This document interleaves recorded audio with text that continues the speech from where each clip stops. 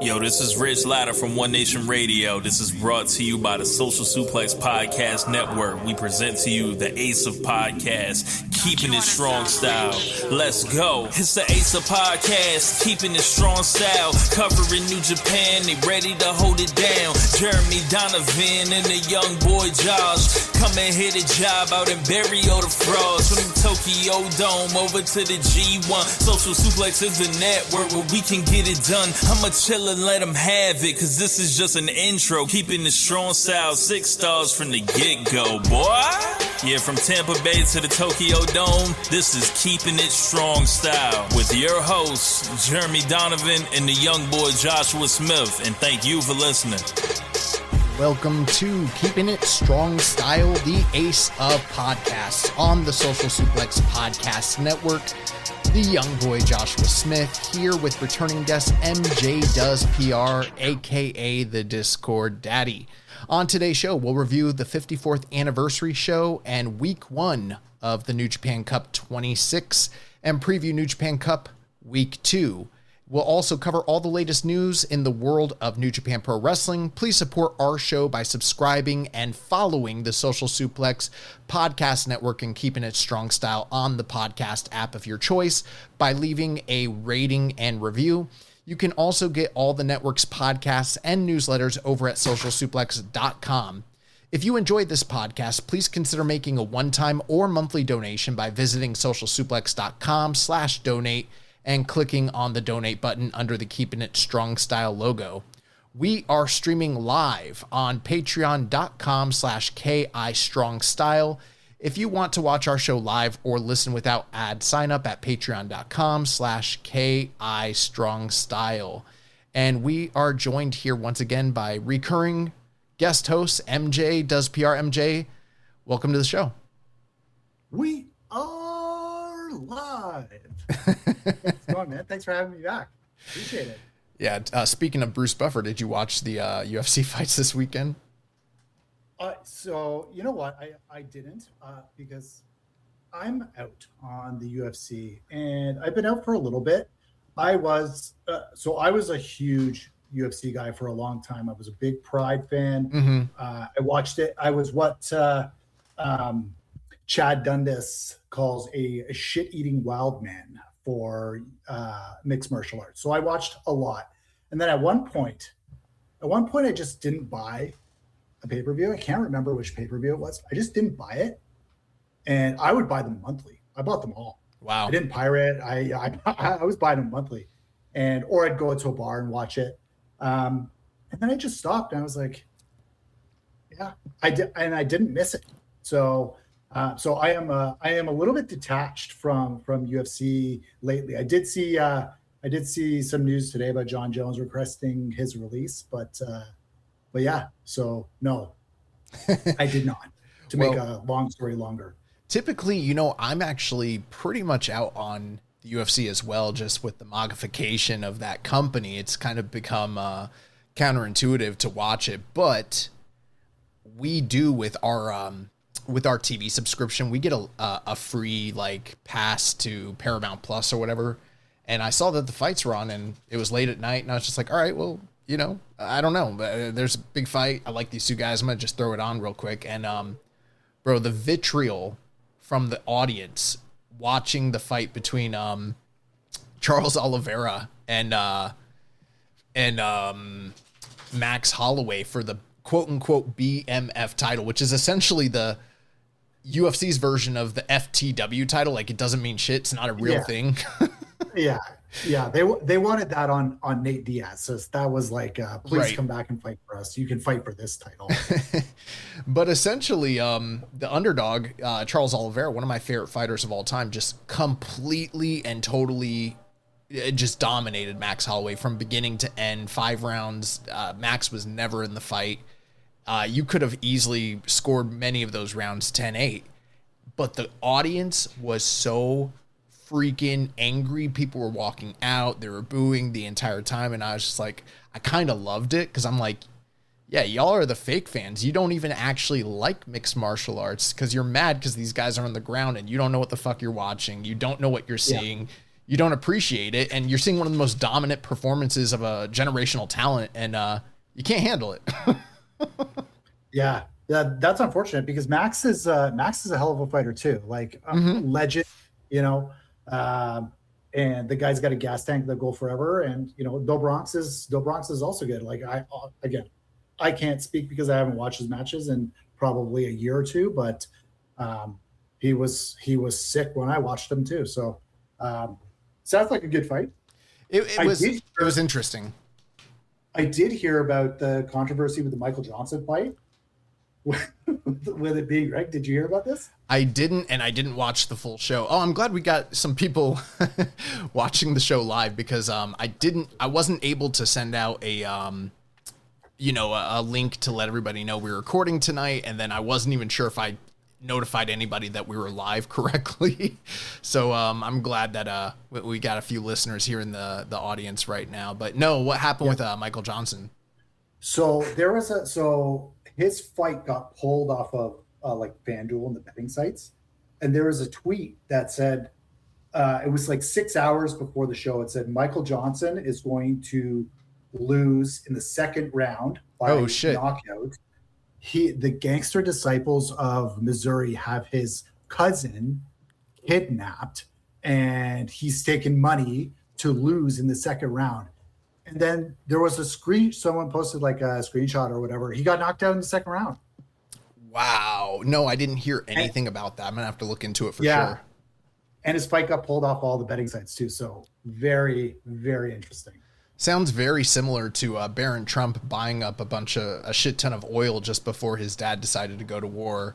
And I'm sure that was completely coincidental, had nothing to do. You know, he just had a hunch. These two guys didn't, communicate with one another at all. So, yeah, everything's on the up and up. You know, we're in good hands. Yeah. Well, you know what? Some people just want to watch New Japan Pro Wrestling as the world burns. Well, I will tell you, watching New Japan has been a great reprieve from a lot of the shit that's going on in the world. But, you know, Jeremy's not here. And that means I got free reign to basically say and do whatever the fuck I want. So that's awesome. So, but no, in all seriousness, though, we've got a lot of great stuff to talk about here tonight. 4 nights of action, all New Japan Cup night tours, plus they sprinkled in a little bit of the 54th anniversary. Before we jump into anything else, MJ, is there anything you want to share with us? Anything you got going on? Any plugs you want to get out of the way? Anything like that? No plugs. I do want to wish Jeremy and his wife and his new family all of the best and a very, very happy congratulations during this very happy time. He's welcomed a new young lion into his pack, and that's awesome. I love being a dad. I am the Discord daddy. I'm Father Discord here. I got an 8-year-old. He's grown up. I showed a photo in the Discord a couple of days ago when he was just a baby. We were watching Osprey versus Okada at the anniversary show. So, I've got him growing up. I do practice all my submissions on him. He's very well versed in the Doki Choki. That's one of our favorites. So yeah. Oh man. Yeah, I was nervous about tonight's stream. I just wasn't sure if I was going to have everything up correctly and everything like that. And if anything does go wrong, I know that I should take accountability. You should put the blame on me. But the reality is Jen and Jeremy didn't consult with me about having a child in the first place to let me know that I would be taking on this responsibility. So I feel like this was thrust on me by their decision. So the blame should go to Jeremy, if anything at all. It's like you turned 18 and they kicked you out of the house. In fact, earlier this week, we were in the Discord and he started like weighing in on what was going on. I'm like, bro, if you don't have time to record the show, you cannot be on Discord discording with all of us. Like, you got a newborn, go be a dad. Yeah, it's a crazy time, man. It's a crazy time. Those first couple of months I remember were just total chaos, white knuckle. But you make it through. Yeah, he's an all-pro dad.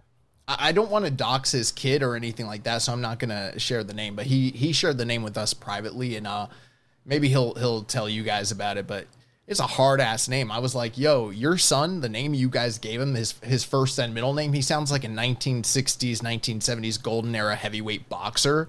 I could totally see that name on the marquee against like Ron Lyle or like Jerry Quarry or like Floyd Patterson, some shit like that. So, yeah, we've all been telling jokes because the name is so tough. I'm like, you know, people are like, when's he going to do a run-in on the show? I'm like, this kid's not going to be doing a run-in on the show because he's not going to be crying, because this name is only for someone that's tough as motherfucking shit. Like, there's no way that this kid sheds tears, like, or makes noise. Like, he, you know, and then Jeremy's like, no, in all seriousness, though, they were drawing blood and he just totally no-sold them. Like, he didn't even like whimper or make a cry. Like, he just completely no-sold the shit. Yeah. Good. But, you know, anybody, I will say this. I haven't met the baby yet. I did send out, you know, I actually thought about this the other week. I was like, you know, Jeremy's got a registry. Maybe I'll share it if anyone wants to, you know, contribute. But then, like, I went and looked at it. Everything they got on there is bought. I got them like the last two things that were on there. And I was like, all right, well, it must be really nice to have a loving support system like they do. They got everything they needed. But, you know, anyone who's listening, I'm sure Jeremy would appreciate the well wishes while he's away. You know, if you want to contribute a couple bucks, you know, like I said at the beginning of the show, there's a link in the red circle. You can donate to the show. I'll make sure, you know, half that money goes to Jeremy, and and we'll take it from there. But let's jump into New Japan Cup action. We start off with night one, first two nights from Cork and Hall. This was Wednesday, March the 4th, 2026. We had a reported attendance of 1,136. So, you know, I think I don't have the hard numbers here, but I believe that the average that they typically draw for a house is like around 1,400-ish. So a little bit down, but still a strong, you know, a strong attendance number there. I'm going to go through the card. I know, you know, we're not going to be spending too much time on these undercards. I will probably, you know, go over the results and maybe some of the story beats, but nothing in depth. But before I do that, MJ, any broad thoughts on this first night, especially like with the tournament matches? I know that we're going to get into those reviews here in just a moment. Yeah, we'll get into the tournament matches, and to be honest, I've only really watched the Young Lion matches. I didn't watch a ton of the tags and stuff. So that's all you got to do. I always check for the Young Lion matches, and we got some exciting stuff with a new Young Lion debuting. But man, I think so far, I think the crowds have been great so far. They've been really into it throughout the whole tournament so far. So that's been a really refreshing part of the tournament. So, you know, having hot crowds everywhere you go really makes the experience of watching a 19-minute Chase Owens match, you know, really special. Yeah, they've been in some pretty ambitious houses. You know, sometimes when you know, when they're doing like World Tag League or the doldrums of certain tours, you know, we get the really, really big gymnasiums with no second tier, and it's really well lit, and it's not necessarily always the most attended. These aren't like across the board the most prestigious, you know, arenas, but they're medium sized and they're doing pretty good numbers. So that's a good sign, you know, regardless of some of the feedback that this first round has gotten. But we'll jump into it. So the first match of the night was a pre-show match, and this was the debut of a new Young Lion, Taisei Nakahara. He took on Tatsuya Matsumoto in his debut match. The match went 740. Matsumoto was able to dispatch Nakahara in his debut match via Boston Crab, and he picks up the victory here. MJ, your thoughts? I know, like you said, you're a big enthusiast of the Lions. Yeah. So Taisei looks like another really good prospect. Sounds like he spent a ton of time already in the dojo. So, you know, he came out, the grappling was quick, it was clean, and he showed a ton of spirit, a little bit of attitude in his backstage comments. But, you know, obviously after like two matches, I'm not ready to buy stock yet, but I don't think you can't count out the dojo system for development and ring readiness. So yeah, I think the excursion system you can kind of question, given the wealth of talent and the dearth of charisma. But yeah, I don't think you can question how prepared these guys are and ready to go in the ring, by their debuts.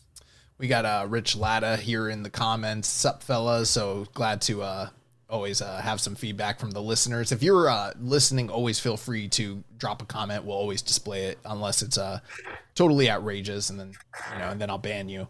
But but yeah, Chris Charlton did the commentary for this first night solo, and I thought he did a really fantastic job giving us some of the backstory of Nakahara, sort of just explaining that he, failed his first tryout to get into the dojo, was successful on the second time, and then he's been in the dojo. I don't want to misquote him, but I thought he said like 2 to 3 years, which is an extremely lengthy time for somebody to be in the dojo like that, to not have made their debut.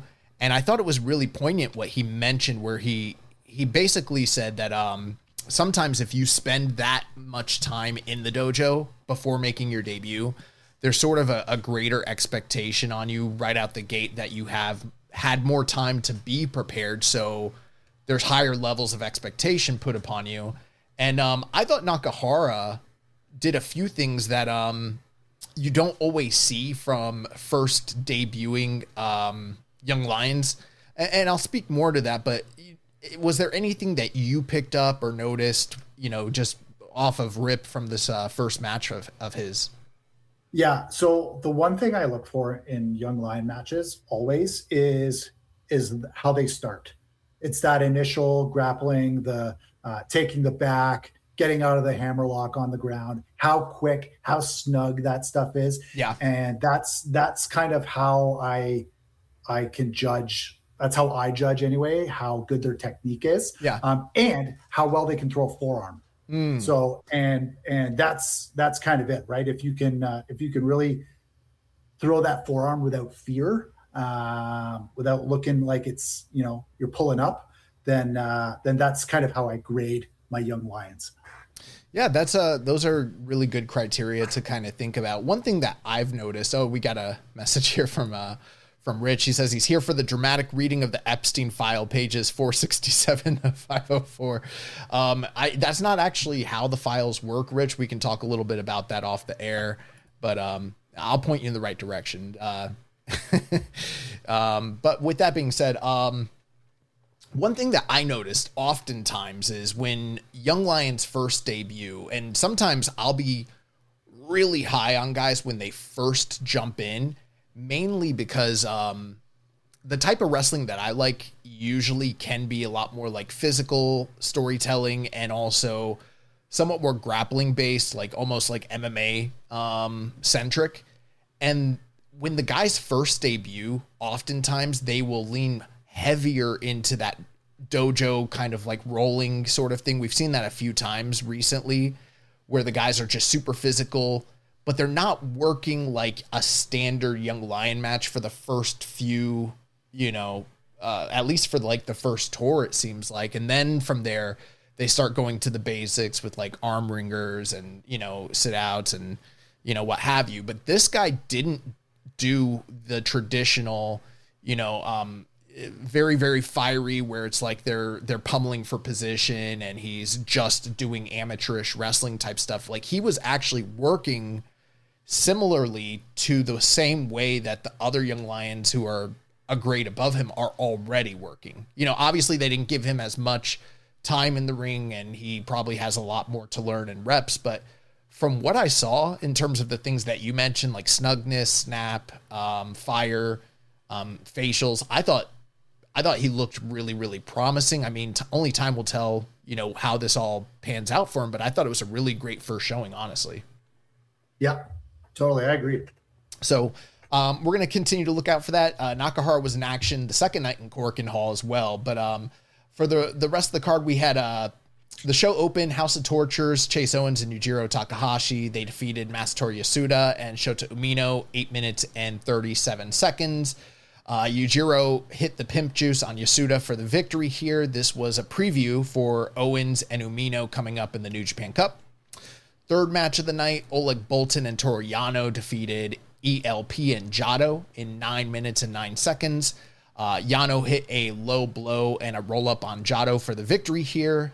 This was also a preview for Oleg and ELP in the tournament. You're going to hear that quite a bit, and this is one thing that I feel like it's sort of like common knowledge that they do this sort of thing. You know, they do a lot of preview matches, but I feel like especially during G1 and during New Japan Cup when tournaments are going on, there's almost sort of more of a freshness in terms of the way that the previews are booked and laid out, because it's, you know, a lot of tours we're getting the same feud and just did different iterations of the feud for like 5 or 6 road to nights, and it kind of gets long in the tooth. Whereas on this tour, they're just booking everything around the matches that are coming up in the tournament. So there's a lot more variety and kind of freshness. I don't know if that's something that you've ever picked up on. Yeah, it's like a short build with the payoff right away. Yeah, it's actually pretty nice. And, you know, that's a funny thing, too, is a lot of times when people talk about New Japan Pro Wrestling, they say there's no stories, there's no build. But, you know, again, most of it is in the ring. And then, of course, like you mentioned earlier, the backstage comments, that's something a lot of people overlook. But this is how they build their matches and tell their stories. And if you are, you know, I'm not saying that you need to go out of your way and watch these preview matches, but if you want more and you're looking to get a bit more deeper invested into the stories that are going to be told, sometimes a New Japan Cup's undercard or even a G1 Climax undercard isn't a bad way to go about actually watching those preview tags. The fourth match of the night, we had Unbound Company, the team of Daiki Nagai, Drilla, Oscar, and Shingo. They defeated the United Empire's Callum Newman, Hanare, Jake Lee, and Zane J. 11 minutes, 55 seconds. Maloney hit the Drilla Killa on Zane J to pick up the victory here. And this is a preview for Oscar and Callum Newman in the tournament. This was very notable in the sheer amount of physicality and outside brawling that took place between these two guys and between these two factions. So no love lost between Unbound Company and United Empire. Things are still kind of heating up on that front. It's also notable because we've got both members of the War Dragons in Unbound Company, but they're on the same branch and quadrant of the New Japan Cup. So, you know, a little bit of tension still kind of being teased there between tag team partners. Fifth match of the night, we had Wato, Taichi, and Honma. They defeated the House of Torture team of Dick Togo, Doki, and Ren Narita 11-19. Taichi hit the Sete Jujiro on Dick Togo. If anyone has been a long-time listener, you know that I am not a big moves name person, but so I just grabbed the stuff off of NJPW 1972. But essentially, it's the stretch plum, and this was a preview for Taichi and Narita, as well as Wato and Doki's junior title match that took place during the 54th anniversary. And then we got the final preview match of the evening. TMDK's team of Hartley Jackson, Kosei Fujita, Robbie Eagles, Ryohei Oiwa, and Zack Sabre Jr. They defeated the Unbound Company team of Geto, Robbie X, Taiji Ishimori, Yota Tsuji, and Yuto Ice 903. Hartley hit the Death Valley Bomb on Geto for the victory. This was a few different previews. We had, you know, Ishimori and Robbie X taking on the Ichiban Sweet Boys for the junior tag team titles in just a few days' time. Ice and Oiwa would also be a New Japan Cup match that was being previewed. And there's also sort of the aspect where Ice, Oiwa, and Zack are in the same first and second round branches. So they're sort of, you know, however that, you know, we're going to talk about it, but how that ended up spanning out. That was sort of explored here a little bit. But one last thing before we talk about these New Japan Cup matches. So, you know, Yota Tsuji, he's on the tour. He doesn't really have an ongoing program or feud currently. But the one thing that he has talked about a little bit backstage is the desire to face off against all of the most recent former IWGP champions that are still on the roster, like Zack Sabre Jr. and Goto, namely. So we had a lot of interaction between Tsuji and Zack. And, you know, I don't know if that's just a red herring. oftentimes we see situations where guys are trying to call their shot as a champion and they sort of spell out what they hope their future storyline or angle, will be. And sometimes that's coming straight from the booker and it does pan out that way, but oftentimes we don't see that come to fruition. How are you feeling, MJ, about just like Tsuji's utilization during this tour? I know that the focus is on building up a number one contender for him, but do you think that they're doing a good job sort of like utilizing him here? What would you like to see them do, basically? Yeah, I think Tsuji's been taking a back seat since Fantastica Mania, when he was screwing around in Fantastica Mania. And I know it's fun, but you're the double champ, man. You gotta market yourself, right? And I like that he tries to set out these plans. He tries to speak truth to power. Like, he brought the V4 back, like, good on him. So you can't really doubt him. You never know. I would love to see a Tsuji Goto match. I think that would rule.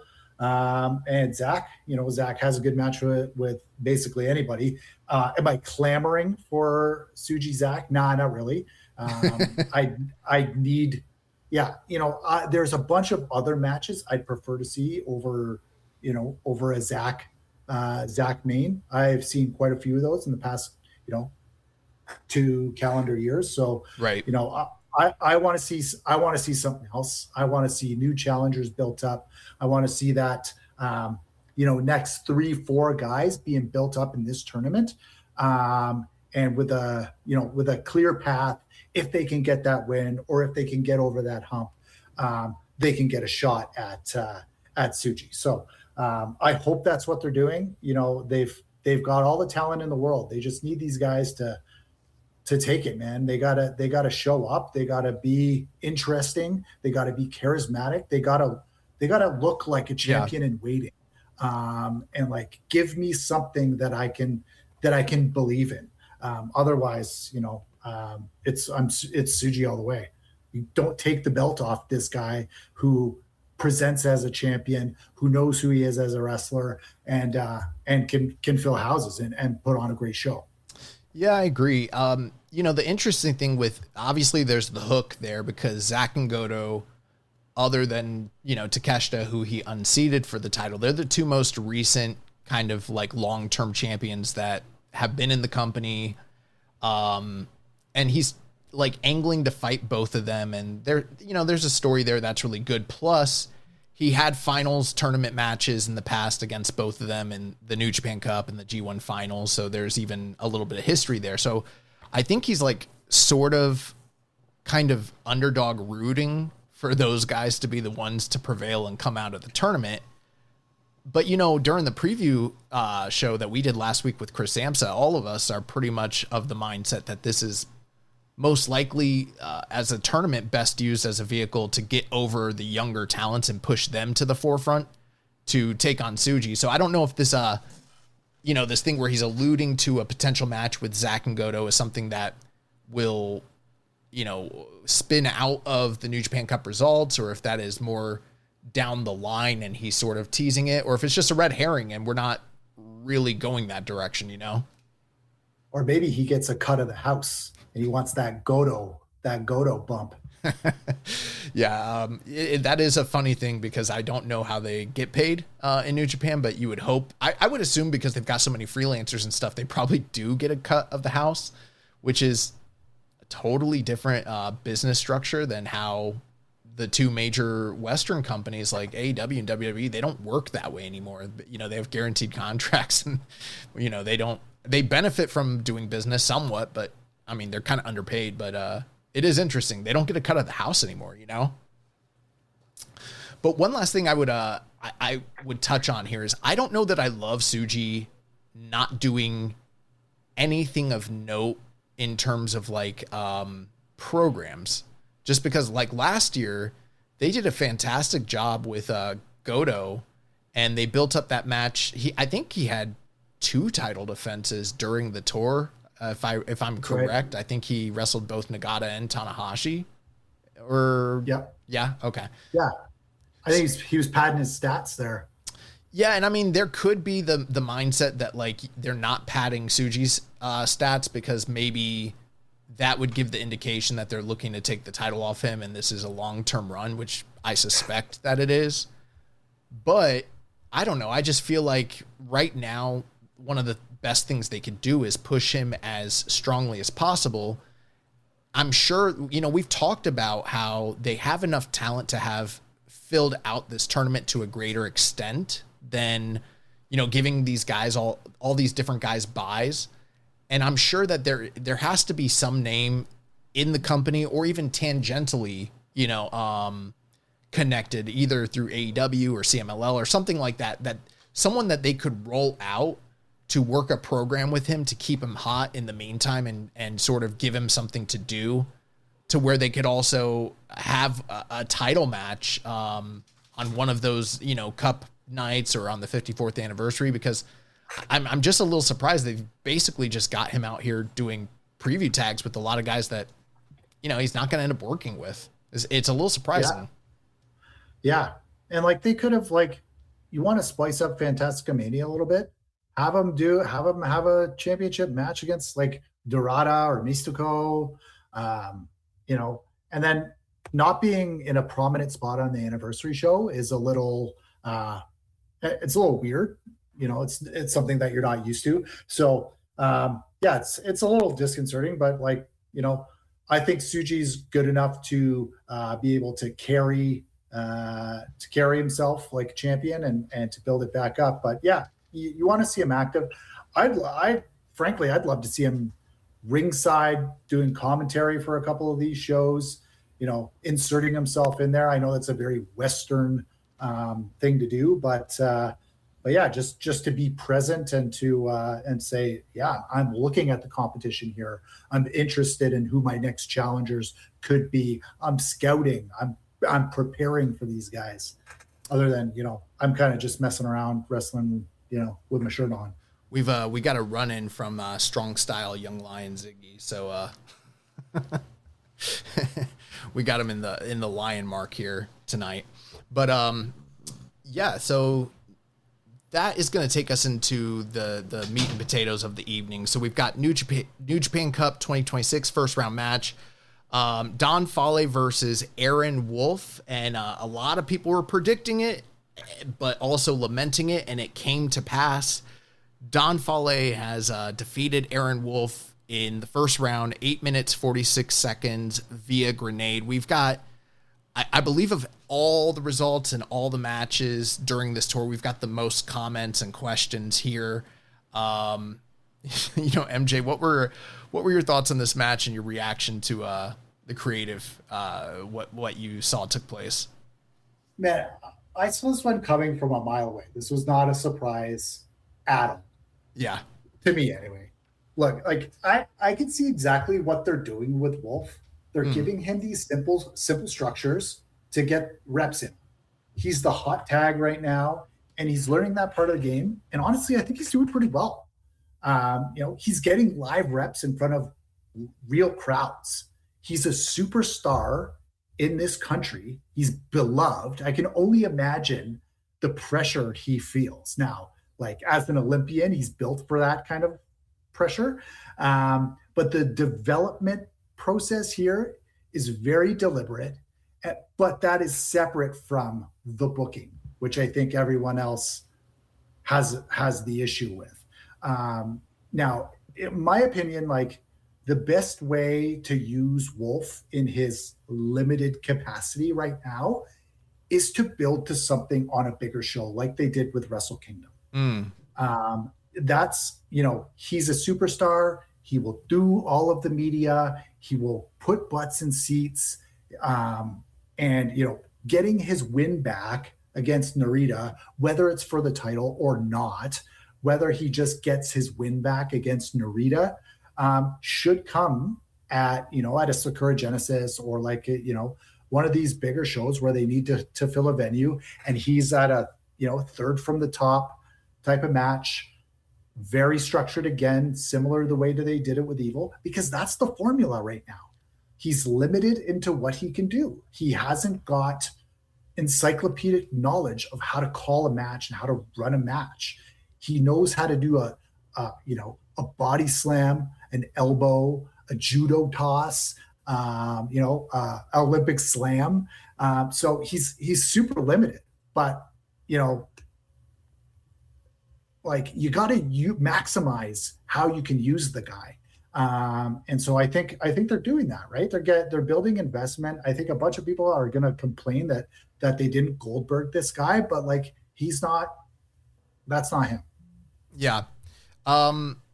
You bring up a good point there. You talked about maybe limiting some of the visibility. And I mean, it's sort of a catch-22 right now, because the way that New Japan's business model works, in years past, they could have easily accomplished this prior to the advent of New Japan World, because once upon a time, these guys, when they would make their debuts and everything, they would get a lot of opportunity to work those house shows and to work the road twos and not be exposed on television and not have that stuff get out to the world, so that they could learn their craft without the scrutiny and the spotlight being on them.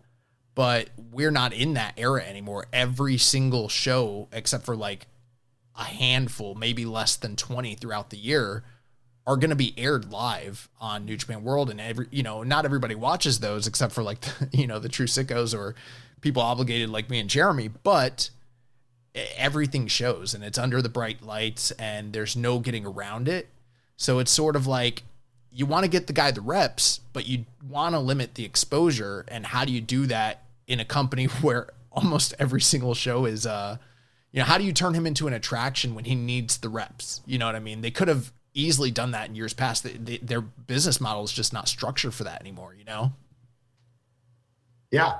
And so I think what they're doing is bringing him along the development path, the same way that they would bring along other young lions and other wrestlers. They did the same thing with Bolton. Like, this is the same thing that they did with Oleg.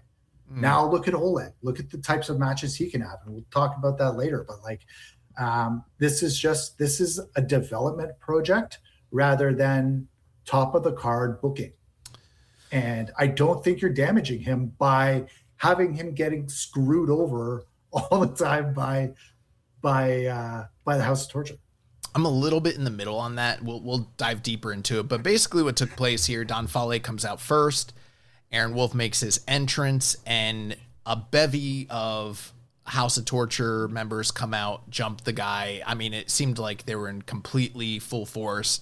From there, Aaron Wolf basically had to show fire and sort of overcome the tactics that everyone knows Don Fale is going to go for. He's going to ride him like a surfboard. He's going to use his weight, his leverage, slow the match down, use his power and his strikes. They took him to the outside quite a bit. The match resembled very much a one-sided lumberjack match. Aaron didn't have anybody out there riding for him, and I thought it was really interesting, whether this is kayfabe or, if there's some element of truth to it. But Chris Charlton talked on commentary about how Aaron Wolf coming into the company day one, getting this huge push and everything like that, and then beating a superstar in the company like Evil on the biggest stage, him, the idea that maybe perhaps there was a bit of a resentment from some of the Hantai members that this guy just walks in, gets the big victory, and then, sort of even might have a little bit slight ego, saying like, hey, I came in day one and, dispatched this guy that's been a terror of the company. That might be the reason why every time he's having to deal with this, attack of numbers from House of Torture, that he's not getting any support, because there's a lot of people waiting to see if he's going to be a flash in the pan, if he's going to be around for the long term, if he needs a bit of an ego check and, sort of this bring him down a peg to be like, hey, you said you got it. If you got it, you got it. Let's see what you can do, kid. And, this guy was completely and totally outnumbered out there. Now, one thing I thought was, here's the thing, this match, I don't want to quote it exactly, but I saw like a 1.36 on Cage Match. I get it. There's a lot of people that are very unhappy, both with probably the style and structure of the match, as well as the booking, the creative, and the outcome. However, I thought with the structure, the way it was, Aaron Wolf having to overcome the numbers, certainly it can be a little bit overbooked, and the House of Torture shtick is long in the tooth, but the crowd was extremely invested in Aaron Wolf, trying to see him, work these comebacks, show fire.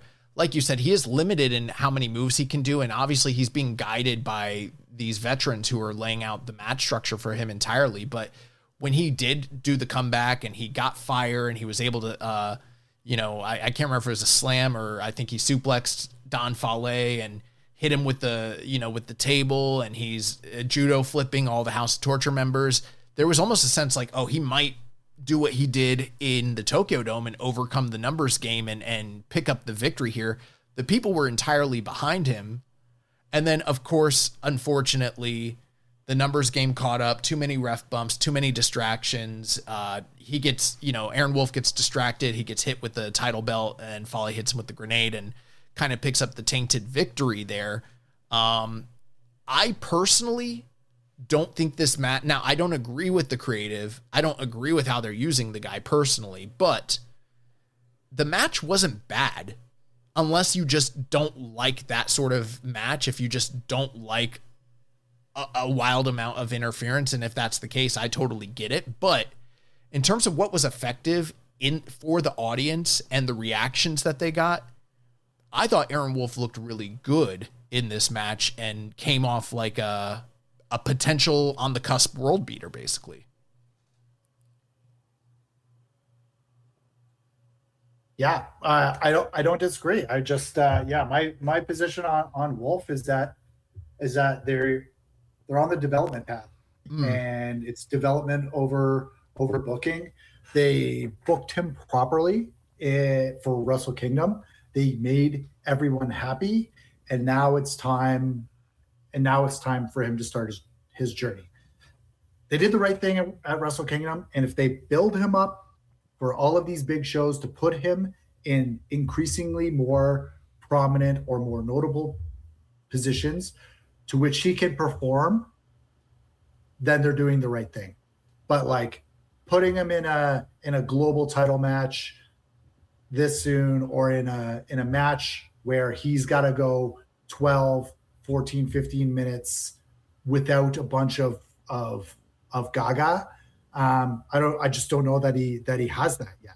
He doesn't have that skill set or the knowledge of how to like adjust on the fly when things don't go right, because a lot of his stuff is clearly choreographed. It's the same hot tag. Even when he powers up, shows his spirit. That is at the same part in his whole hot tag structure too. So he's got it down. He's got that part rehearsed really, really well.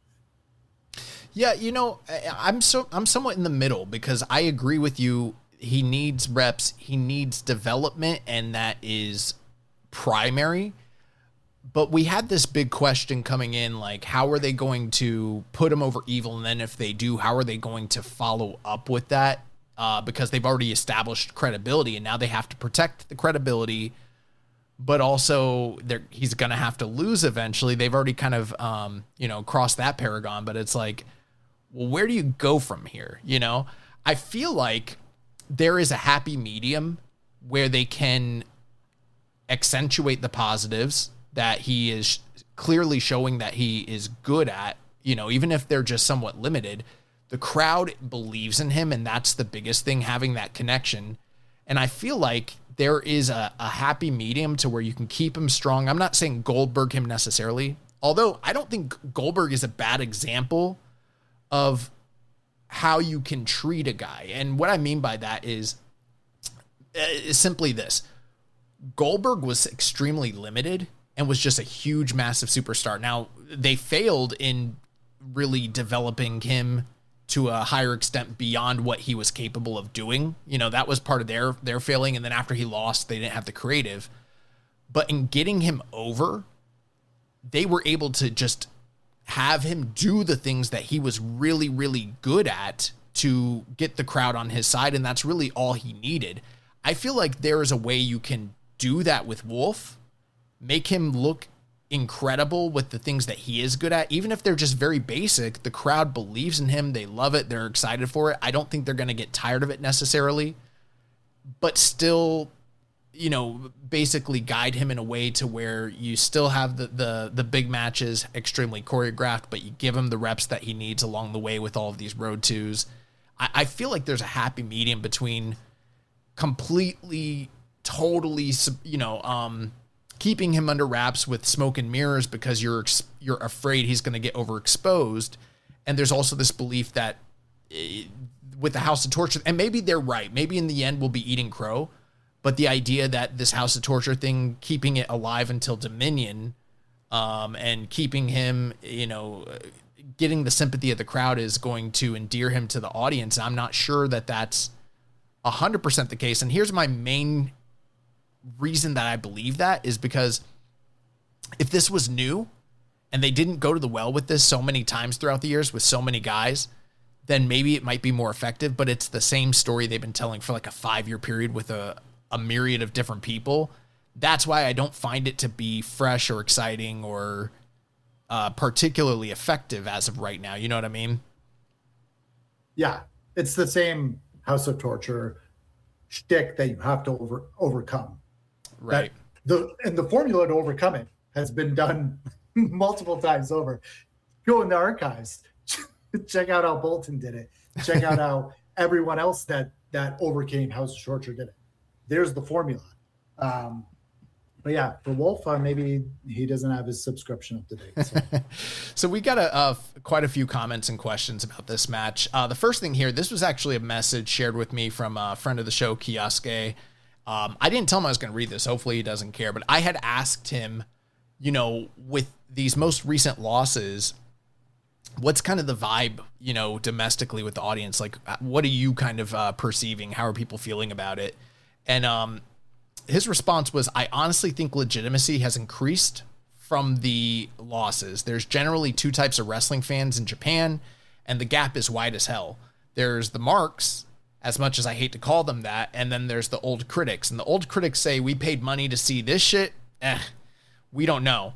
But the marks are saying House of Torture is ruining his pace into pro wrestling. Either way, Wolf Aaron's not getting much of the hate himself. It's the reaction towards the booking and the House of Torture as a faction that's been pissing a lot of people off. We all know that Wolf, and I think when he says we, I think he's talking about like the fans over in Japan. We know that Wolf is capable of pro wrestling, at least in a basic heel versus face match, but the booking has been slowing him down and we don't really get to see his full potential, which I think those are pretty interesting comments there. Yeah. And it's always good to have the local perspective as well, right? Because we have our own biases and whatnot. So yeah, it's good. And I think the frustration is shared. Mm-hmm. I think this is a common frustration, Western and domestic fan here, that yeah, nobody likes the shtick anymore. It's annoying. It's long in the tooth. It's and people aren't enjoying it. It's not that they are like, it's not getting heat. It's getting the go away heat. It's kind of, yeah, sucks. It sucks. And every time I come on this podcast, we say, this sucks. It used to be with Sonata. I used to come on here and bitch about Sonata all the time. And now it's House of Torture. I say the same things all the time. This shtick sucks, and it doesn't help anyone. But I think in this case, I think if they can book it in a way where Wolf gets his comeuppance in a way that is extremely satisfying, and that everyone gets walloped, you know, everyone gets a judo throw, you get a judo throw, Yujiro gets one, Togo gets one, everybody gets beat up, and then they all got to watch Narita, you know, eat shit. That will be worth it. And I think that's the logic on the New Japan side. That's what they're aiming for. And, you know, sometimes are we working ourselves into a shoot here with how we feel? Like, is the work really getting us worked up, and are we buying into it? Well, you're not supposed to like heels, so that's part of it, but there's a fine line there. For sure. Make Way for Slide asks, what do you make of Aaron Wolf's recent matches? Is he being given short, uncomplicated matches so that he can focus on a larger scale one for the TV Asahi broadcast of Dominion? Alternately, do you think that Wolf is not showing progress and his recent matches are indicative of a lack of trust in his current abilities? So, yes, I think they're building him to a prominent spot. He will 100% have a prominent spot on the TV broadcast for Dominion. 100%. I think he has been showing progress. And that's just how well he performs his hot tag, how well he performs the structures that he's been given, the task he's been asked to complete. Yeah. And, as an Olympian, that's like, hey, I've developed this skill. I'm going to drill it. I'm going to train it. I'm going to drill it. I'm going to train it until I've mastered it. And I think that's probably the approach he's taking to learning these sequences. And so like, that's kind of what you're going to see, but I think he's been fine. Like, I think his elbow drop is wicked. I love his elbow drop. I like a lot of what he does, honestly, even if it's basic. I like the execution of a lot of his moves. One thing you said earlier was like, so much of this is formulaic. A lot of people don't realize, and that he's doing the same thing over and over and over again. A lot of people don't realize that, like, when you first learn wrestling and you're like an indie guy and you're just working local pro, shows that nobody sees, that is what you're doing. It's like you're literally learning a match and you're learning like a particular series of spots and learning how to structure a match and that sort of thing. And you do it over and over and over again until it's second nature. And then you can start building on it and adding to it. When he wrestled Ren Narita and they had their preview tag matches, he wasn't doing hot tags. He was coming in and then they would face off and then they would do their series and then he would tag out and that was pretty much it. Now, like you mentioned, he's doing the hot tags. I think we are seeing development. It's probably not as fast as people think it should be given the level of notoriety he has. And they have to also still kind of remember he's basically almost less than a lion. Like he had less training time than all of the rest of the lions in the dojo who are active, so it's very much learning on the job. But yeah, my comment to that would be, do you watch the product? Yeah. Come on. Well, that's the thing. There's a lot of people upset about they watched Wrestle Kingdom. I'm talking about Western fans here. They watched Wrestle Kingdom. They saw how awesome he was. And then they heard he got jobbed by Ren Narita. And granted, that was an abysmal, the match was basically a non-match. It was basically an angle and it fucking sucked. Yeah. Then there's this, and it's like, okay, but they didn't see the first one. And then they hear he lost to Don Fale and it's two prominent singles match losses back to back. And they're like, what the fuck are they doing? But a lot of them are not watching it. They didn't see how this match came off. I'm not saying you need to go out of your way and see it, but context is kind of key here. It's that's why I'm not like totally burying it under the earth as of right now, Yeah. New Japan doesn't do the hot shotting stuff. So when Wolf won at Wrestle Kingdom, everyone was so excited because it was so different. Yeah. It like broke the mold and we're like, oh my God, what is happening here? This is so exciting because it was so different. But yeah, it's not a real hot shotting promotion. It does that very sparingly. Like Tsuji came back, he got a world title match, but he didn't win that world title match. So like, it's like reserved for like the Okadas of the world. I mean, in my experience watching New Japan over the past, I've watched it forever, but like more intently, like the only two guys you can point to where you're like, they got everything pushed behind them and there's some guys that got close. Jay White's pretty close, but honestly, the only two guys I can think of in the modern era are like Okada and Hiromu. Everybody else was, basically fell prey to the way that Gato typically likes to book. But you know what? I do agree with you when you said that was something fresh and exciting. And I feel like that is something lacking in the creative and the booking and that they should explore a little bit more of. Redbeer Hugh asks, will Aaron Wolf actually be in the G1? If he hasn't wrestled anyone other than House of Torture and they won't let him progress in the New Japan Cup, how will he have the reps for the top tournament in all of wrestling? That's a good question. I think he's in it. I think he's in it for sure. And maybe he goes 0-8 or 0-9 or whatever. Or maybe he gets like one win. But that's what if he is in the G1, this will be him learning. They'll have to do his type of a match. His opponents will have to do that with maybe something new for him to learn in each experience, in each match. I think he'll definitely be in it. And I think it is correct. He's based on what I'm seeing, it seems like this House of Torture program is intended to carry through until the TV Asahi broadcast of Dominion. I think he'll probably regain the Never title by that point, or even if it's non-title, he's going to beat Ren Narita. It's going to be a big deal. Then he's going to jump right into the G1. Of course, he's going to be in the G1. He's one of the biggest names. We have seen recent examples of them taking guys that were limited at the time in Callum Newman and Oleg Bolton in their first G1 and still being able to develop them and give them reps and exposure on a level that they hadn't really even received prior to that G1. And I feel like something similar will be done here. I don't think he'll do the Young Lion where he loses a bunch. I think he'll probably have the Never title, but I wouldn't be surprised if he finishes with something respectable. Like he breaks 500 and he's like 5-4 or something like that. You know what I mean?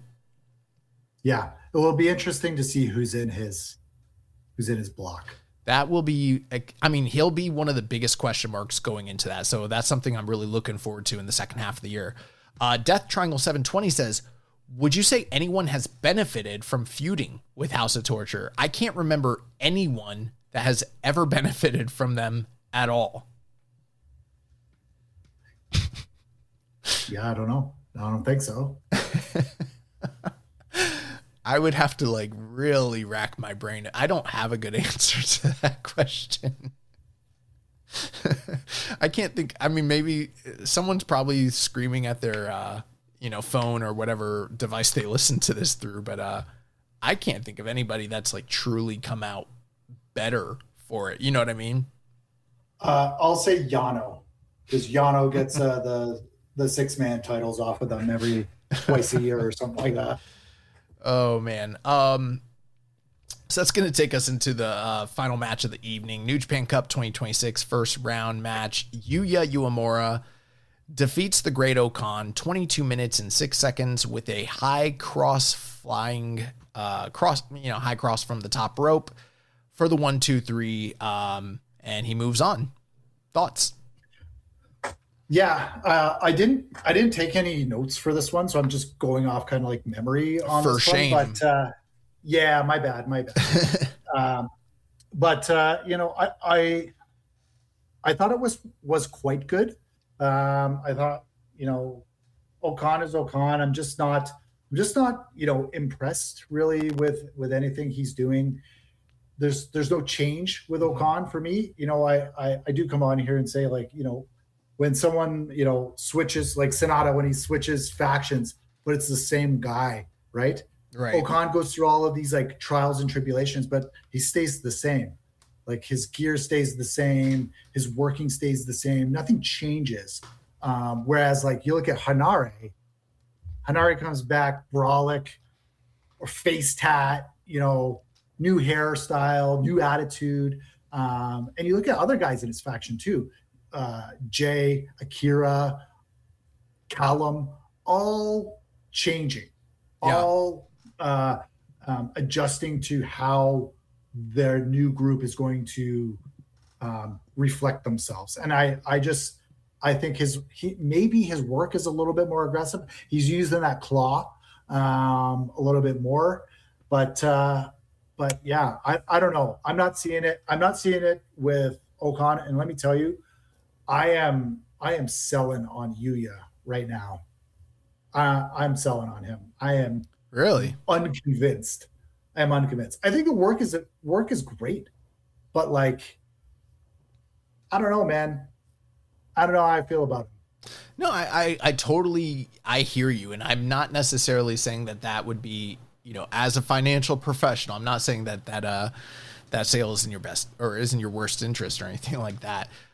You might be ahead of the curve here, because I've been talking about this for a while now, that there are quite a few guys who are on the roster that are part of this Reiwa generation, and we still treat them as though, we're going to give them all the grace in the world to get over the hump and get over and develop what they need to develop, because they're young guys, right? But it's like, I think we're forgetting how many years some of them have been in the system and have had main roster exposure.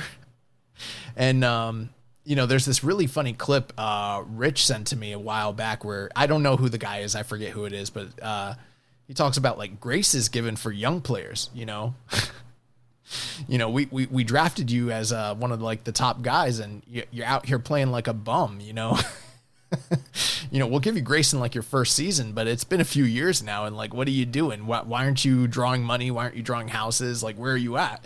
And that might seem a little bit harsh, but I'm not convinced necessarily personally that Yuya Uemura is the guy, even though I want to believe that. I think he's got the makings, the looks, and the trapping of a future ace, but he hasn't delivered just yet, I think the light's on, but no one's home, man. So like, I think there's a little monkey with cymbals up there, and like, he's just like, I don't know how, like, just the way that he emotes backstage comments, it just looks like he has no clue for how strong he is in his technical ability and how well he can perform in a match and how great he looks. Although I don't like his gear. I think his gear sucks. I hate his gear. He looks like an Elvis impersonator, man. It's crazy. I hate it.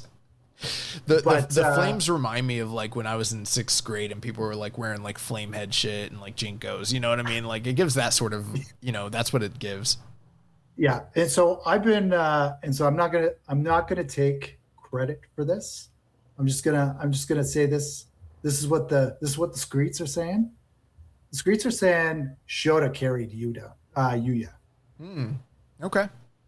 Well, I mean, there might be something to that. Yuya Uemura, this match, he essentially focused on the arm of Great Okan. And so, like you talked about the fundamentals there, that was sort of the story of the match. Okan, using his brawling style and seeking opportunities to get the claw on him. He had a few believable near falls. I thought at 22 minutes, even though it's the main event, it wasn't a bad match per se at all. I mean, I would say it's a good match, but it wasn't nearly a great match. You know what I mean? And so for two guys that I believe are both sort of in this place where they need to be really showcasing what they're capable of, especially with the company turning over this new leaf, Tanahashi leaving, all these other stars, there's this power vacuum that's been created. You would expect for there to be more urgency.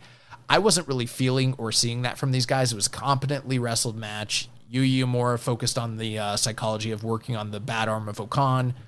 I did think it was interesting that didn't even really play into the finish, even though it was primarily the story of the match. And then he kind of beats him with a crossbody off the top of the rope, which I don't know. I've watched a bit of Yuya Uemura. I can't recall him winning too many matches that way, but it is New Japan Cup. Sometimes guys, like we're going to talk about at Oiwa, guys pick up victories in unconventional ways, and that's similar to like G1. That's totally fine.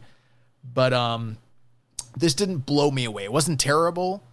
I think a lot of people got Yuya Uemura like projected to go pretty deep into this tournament, including myself. But me too. This didn't sell me. Yeah, me too. Who do you think works the arm better, him or Oiwa? Well, they both worked the arm in their matches, and that's a pretty interesting comparison point. And I feel like because they both are such good-looking guys and have similar statures, I think there is a bit of probably an internal competition there. But Personally, I would say I like the work in terms of, not the work overall. I like Oiwa as a worker a little bit better. I think Uemura does some of the fundamental stuff a little bit better. But I like some of the submission moves that Oiwa uses better. In fact, if I ever get back in the ring, there's a particular move that Oiwa uses that I see could be turned into something even much better than what he does with it, that I want to steal so fucking bad, but I just don't have a place to roll right now. So I kind of like Oiwa. Yeah, I'm much higher on Oiwa. I think Oiwa's leagues better than Yuya. Interesting. Uemura picks up the victory here. He moves on. I do think a lot of people were sort of wanting this, expecting it, but there was also a little bit that feeling in the crowd where they were like, it's the first night, it's New Japan Cup. I know we already got one surprise shock upset, quote unquote, on paper. Could it happen again? And it wasn't inconceivable. So there was a little bit of a fear there, but Yuya moves on. We're going to jump into night 2. So New Japan Cup 26, night 1, Cork and Hall. Slightly lower attendance for the second evening on March 5th, 1,080 reported attendance. The opening pre-show match, Masatori Yasuda defeated Taisei Nakahara in his second match, 6 minutes and 51 seconds. He beat him with the Boston Crab. A similar match time, similar match style. I thought Nakahara also looked good here. I will say, if anything, though, this is my one takeaway from this match. Matsumoto, with less time, less training, and less reps, I thought he led a better match against Nakahara than Yasuda did. Dude, he's miles better. I am very high on Matsumoto. He's got it. I'm as high on Matsumoto as I am on Daiki Nagai. Oh, interesting. I'm not quite there, but I could see why you would say that, and I'm not totally far off. I think he's got so much confidence. He's got, he just appears to be hungry and to know which direction he wants to go. He chose Goto Revolution Army. He chose that. He's like, look, I'm gonna be a super handsome babyface leader. I want to learn from these guys that can really work. And like I think that's a great spot for him. Yeah, I'm super high on Matsumoto. Much higher than I am with Yasuda. I know that this is like it's just from looking at him, it's so obvious, but when you put it in the context of the greater roster of New Japan, it's kind of surprising when you think about it. Matsumoto is incredible. He's got an incredible physique and look. And when you look at the rest of, and I hate to I don't mean this in a jingoistic way, nothing like that, but like so many of the domestic talents, guys that could get over the hump if they had just a little bit of a wrinkle tied to whatever it is that's lacking in their presentation. So many of them are not focusing on their physique. And I'm always bewildered by that in a company that has been dominated by sexy, attractive men, attracting young female talents ever since the days of Tanahashi's rise to the prominence of the company. How do guys not focus on that and make that their priority? And he is the one young lion in so many years that has that aspect. And I think people overlook what kind of doors it's going to open for him. Zane J also has an unbelievable physique. I think Zane J. I also think Daiki. But he's white. That's true. It is true. Hey, the guy, I would say don't sleep on the guy. The guy is jacked. His legs are humongous. He is. Yeah. He's got he's not bodybuilder ripped like Matsumoto. I just don't give him the credit because he's short. That's right. That's right. But no short guys, no white guys. Yeah, no short guys, no white guys. You got it tight. Yeah, it's not me, it's the company and the audience as a whole. I'm just speaking truth. So the second match. This is a beef boy promotion. Well, that's why everybody believes in Murashima because they're like, oh, he's beefy. I'm like, I don't know. I think Matsumoto is going to go way further than that guy. Yeah, he might get lost in the beef. He just might get lost in, he might be another meatball and stew, right? I don't think so. Domestic guys with his physique in New Japan are so few and far between. They always I meant Murashima. Oh, because there's so many beefy barrel-chested boys that are in this company right now, and close to the top. You look at Oiwa, you look at Ice, you look at Shota. Shota is absolutely yoked out of his mind. His chest is humongous. It depends on how hard he wants to hit and get hit to endear the love from the audience. We'll see. Yeah, for sure. So there's just a lot of beef boys. The opening match of the evening, Aaron Wolf, Master Wato, Shota Umino, and Toriyano defeated the House of Tortures, Owens, Doki, Kanemaru, and Yujiro, 8:38. Wato hit the Vendaval on Kanemaru. The Aaron Wolf House of Torture feud has continued. It's one of the only feuds that is non-New Japan Cup related that has persisted throughout this tour. Umino and Owens faced off in this match for a preview for their tournament match, and then Doki and Wato faced off in another junior title preview. Third match of the night, Unbound Companies, Geto and Shingo. That's such a weird sentence in 2026. They defeated the House of Torture team of Dick Togo and Don Fale, 3 minutes and 53 seconds. Shingo hit the War Special on Dick Togo for the victory, and this is a preview for Shingo versus Fale in round 2. Fourth match of the night, United Empire Sonari, Jake Lee, and Jacob Austin Young defeated Bishamon as well as Tatsuya Matsumoto, 9:21. JAY hit the Imperial Prison on Matsumoto for the victory. This was a preview for Jake Lee and Yoshihashi, and it's also interesting because Bishamon and Lee are all in the first and second round branches of the same portion of the tournament. Fifth match of the night, Unbound Companies, Drill Maloney and Oscar. They defeated United Empire's Callum Newman and Zane J, 4 minutes and 35 seconds. Oscar hits the Berlin Fall on J for the victory, and another preview for Oscar and Newman, continuing the violence and crowd brawling from the previous evening.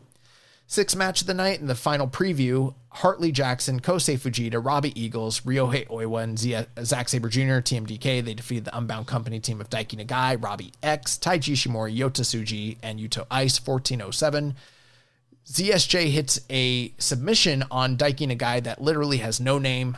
When they were listing the results on NJPW1972.com, they didn't even have a name for whatever the fuck it was he put him in, but he tapped him out.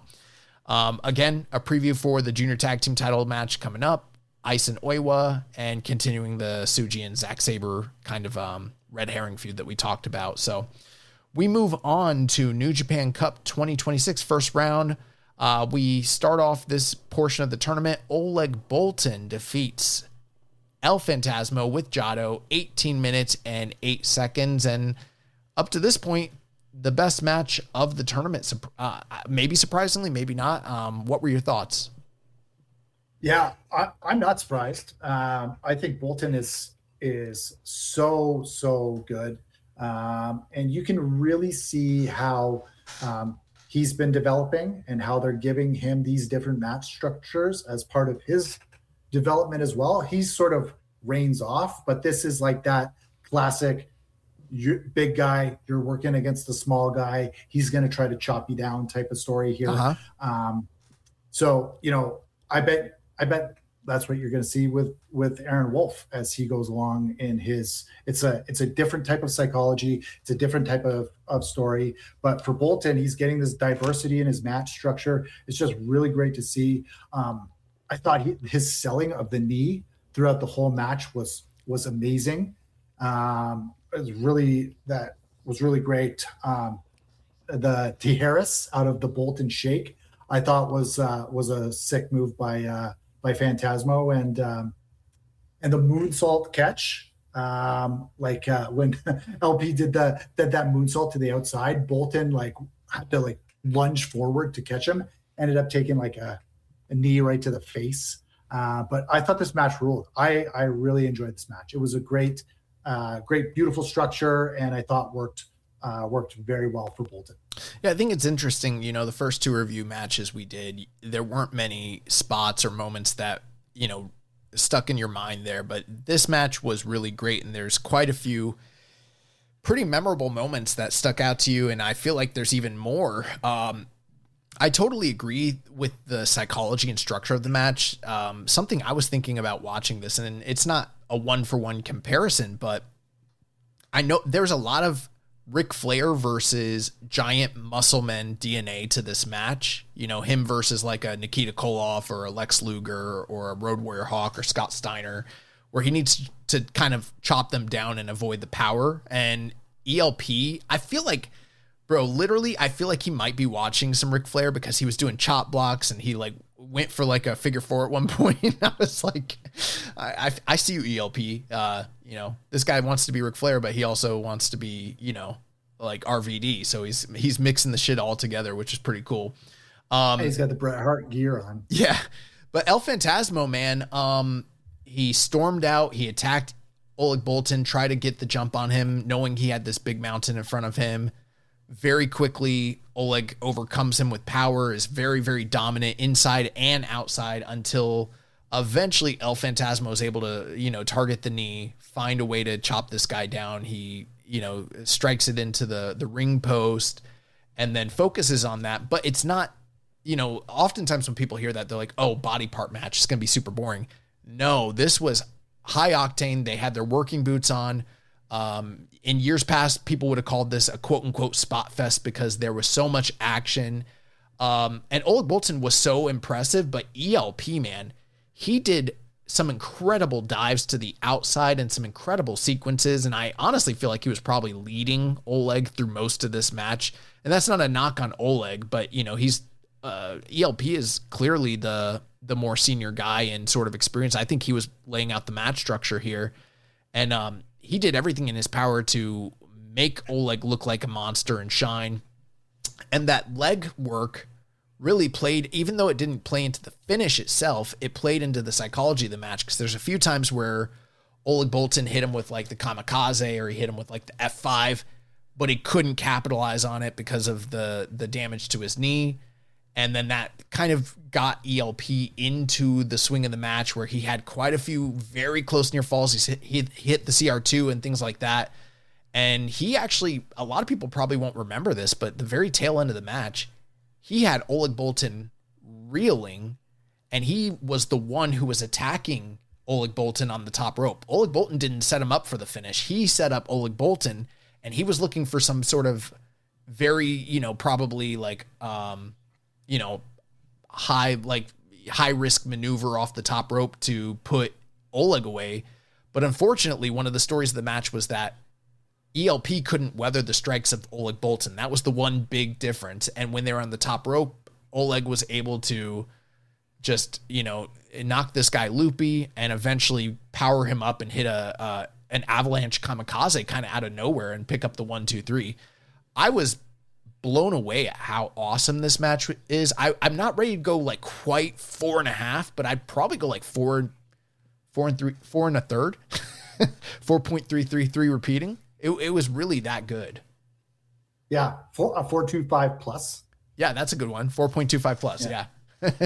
Yeah. I thought it was a little better than a 4.25 match. And I think it was well worth your way to go out to watch it. And 18 minutes and 8 seconds of nonstop action. It breezed by. And, I was glad to, you know, we'll see what happens with ELP moving forward, but I'm glad to see Oleg Boltin continue because this is the beefy boy kind of like never style division of the brackets, and he's the right guy to go through. This is the strong division. Yeah. It's the Boltin strong division. So he picks up a much deserved victory here. Great match. Kudos to both guys. Seriously. And that should have been the main event, honestly, because the following match that we got in the second round, we got Ren Narita versus Taichi. Ren Narita picks up the victory, 22 minutes and 40 seconds. He wins here with the Hell's Guillotine. But that doesn't tell the entire story of the match because the first portion was primarily mostly a straight wrestling match until we start, you know, down the stretch about halfway through, we get Kanemaru coming out and then eventually all the bullshit comes in, multiple ref bumps, multiple guys coming out, whiskey bottles, you know, push-up bar, the whole nines. And what were your feelings and kind of takeaways here?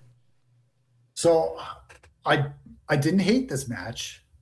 And I liked it particularly near the end.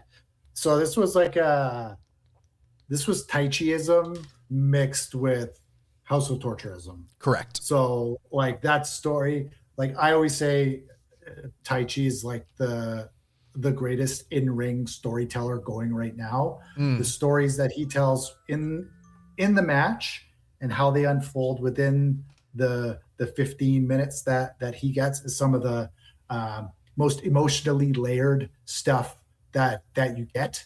And it's always around his relationships. I think the last time I came on here, I talked about how his whole story is about his relationships with other people. And that moment with Kanemaru's, faking that he's on his side and that he was going to help him out, only to be stabbed in the back, was a very, very Taichi coded moment. So I like that. I appreciated that. I also appreciated the fresh icy whites that Taichi had on. Yeah. Those were, I loved his gear. I thought it was sick. I agree. I think that's a great summation of a lot of what took place here in this match. And I feel like it was a story of two matches, really. It was the amalgamation of, like you said, like a Taichi match, which, Ren Narita, he doesn't get all the credit in the world, but he's able to work that style. And I thought he did really well and was very competent in the first half of the match. But eventually at the heels, they have to do something to kind of like even up the odds. It's just because the tournament is so full of this sort of shtick, it becomes a little bit too much, So, and of course, I think the main guy that they should probably be doing this stuff for is Ren Narita. So I feel like the impact is lessened the fact that they're doing it for so many other individuals that are from the same group in the company. But I didn't think this was a bad match. But if I wanted to send the fans home happy, on a high note, probably close with Oleg Boltin and El Phantasmo personally. But I get why they had Ren Narita here. He's the leader of one of the top factions. Obviously, a lot of people wanted to see Taichi go through. But at the same time, I think most people in the Sport of Pro Wrestling brackets, predicted that Ren Narita was going to get through here. So the numbers game caught up to Taichi. He picks up the win. A fine match, but, I feel very similarly to the night one tournament main event where it's like, this didn't blow me away. And, I feel like Ren Narita, not that we need to love his performances, but if he's going to be the leader. Oh, you know what? When I was talking about guys with bad physiques, he is one of the guys that I feel like really should be working on that if he's going to be the leader. And there was one point where he was in good shape. He doesn't seem to be focusing on that, and he's working in a shirt. And I don't know if you picked up on this, but I thought it was interesting that Aaron Wolf, that match against Fale, he worked in a shirt, but part of it was like it was undercover because he got jumped from the bell, but he never took the shirt off. And I was like, I see what you did there, Yeah, but he had his shirt off the rest of the tour. He did, so he's kind of beating the allegations. But at first, when it was that first night, I was like, oh, that's not good. He's not taking the shirt off. But we move on. So Ren Narita has advanced. The next evening was the NJPW 54th anniversary / New Japan Cup 2026, night 3. This is from Oda City Ward Gymnasium. They have their anniversary every year in this building because it is where the original New Japan first show ran. I was actually in that building on January 5th for New Year Dash. This is the first time that they've returned since that evening. Reported attendance 2949, and this was Friday, March the 6th. We start off the show, Unbound Company, Daiki Nagai and Drilla Maloney defeat Masatori Yasuda and Yuya Uemura, 5:55. Maloney hits the Drilla Killa on Yasuda. Another Drilla versus Uemura preview match. Second match of the night, United Empire's Francesco Akira, Great Okan, Hanare, and Jacob Austin Young defeat Hiroki Goto, Oleg Boltin, Tatsuya Matsumoto, and Toru Yano, 7:03. Akira hits the ground tarantula on Matsumoto to pick up the victory here. They are, in fact, heating up the United Empire's junior tag team, the junior tag team representatives here. I don't know. I'm not sure if many people are picking up on this, but they've had Francesco Akira and Jacob Austin Young in the win columns all throughout this tournament prior to this night, so that's something to keep an eye on. This was a preview for Hanare and Oleg coming up in the second round of the tournament, and also an extension of Goto versus the United Empire, as he has both Jake Lee and Callum Newman in his quadrant of the tournament, even though they weren't involved in this match. Third match of the night, TMDK's Ryohei Oiwa and Zack Sabre Jr. defeated the Unbound Company's Gedo and Yuto Ice, 4 minutes and 41 seconds. Sabre hits the Japanese leg roll clutch hold on Gedo for the victory. This was a preview for Ice and Oiwa, and again, Ice, Oiwa, and Zack all in the same branch.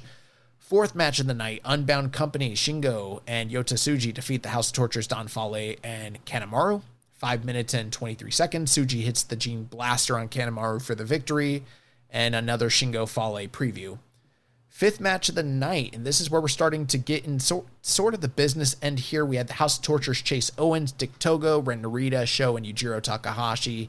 They defeated the Hantai team of Aaron Wolf, Leona, who is the son of New Japan Pro Wrestling legend Tatsumi Fujinami, Satoshi Kojima, Shota Umino, and then the aforementioned Tatsumi Fujinami at 72 years old is on the show.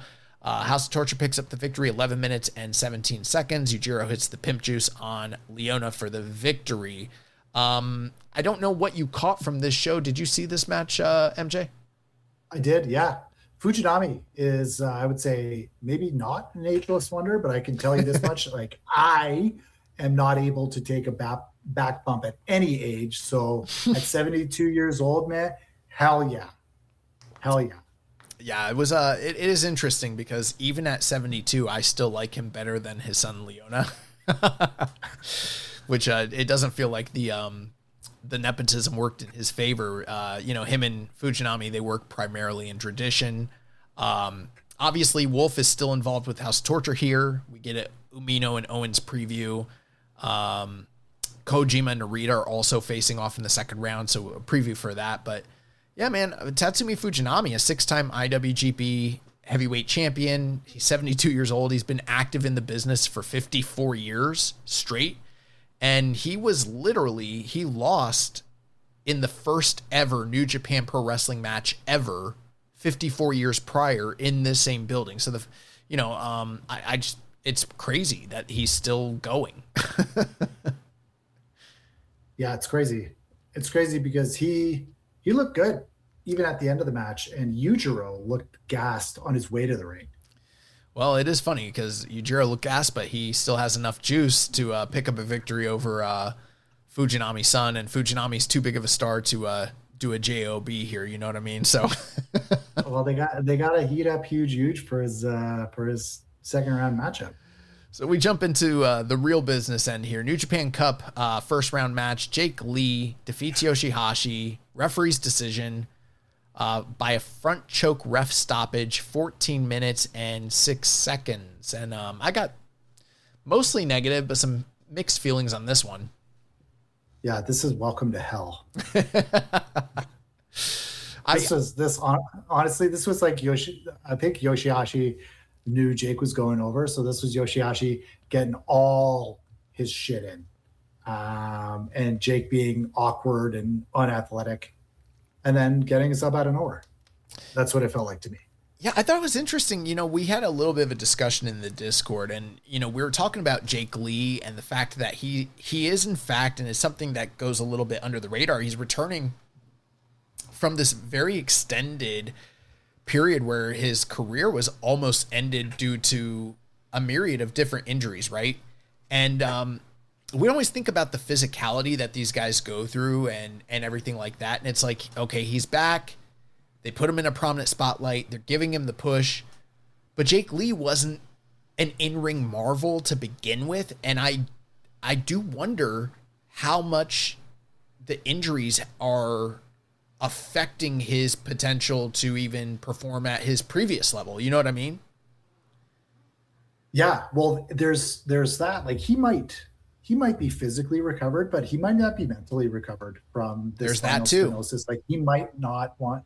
Like he had spinal stenosis and like tore his patella. Yeah. Like those are horrible injuries. Yeah. So like I don't know. Like mentally, if he wants to.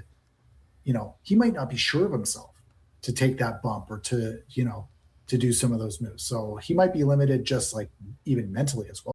Thank you for calling the Bombas Comfort Line. Bombas make socks, slippers, tees, and underwear made with the highest quality materials. Press 1 for comfort, 2 for style, 3 for donation. You chose style. Bombas is styles for whatever you enjoy. You can run in Bombas, lounge in Bombas, dress them up, dress them down, but always give back in Bombas. Because with every item purchased, another is donated. Bombas, comfort worth calling for. Go to bombas.com/audio and use code AUDIO for 20% off your first purchase. That's BOMBAS.com and use code AUDIO.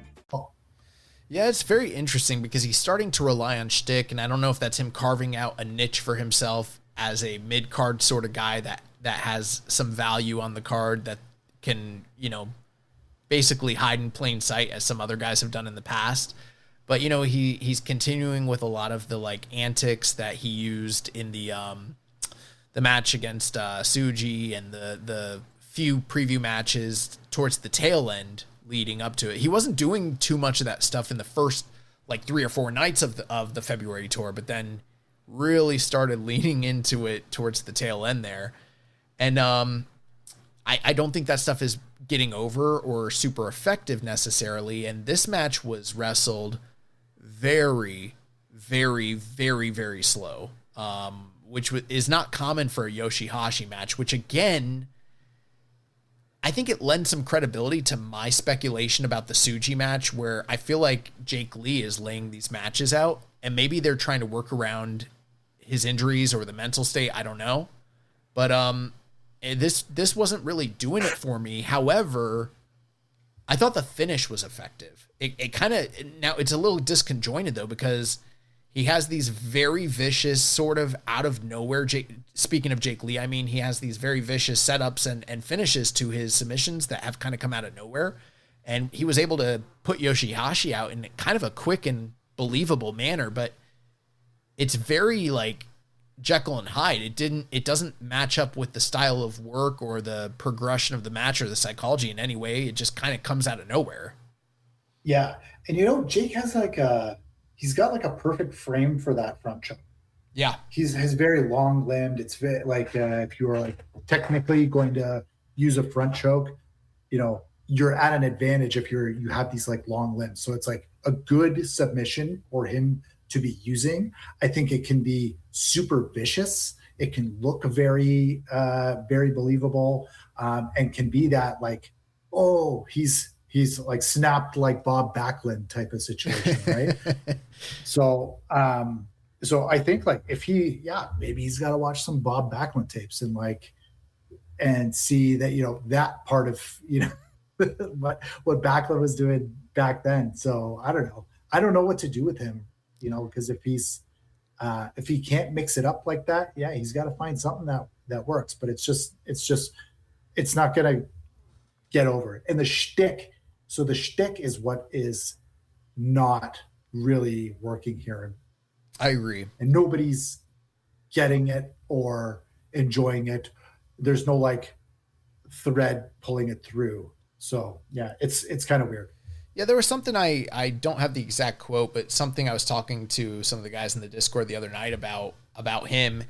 And I basically said the stuff that that guys need when they become less mobile or more limited to overcome those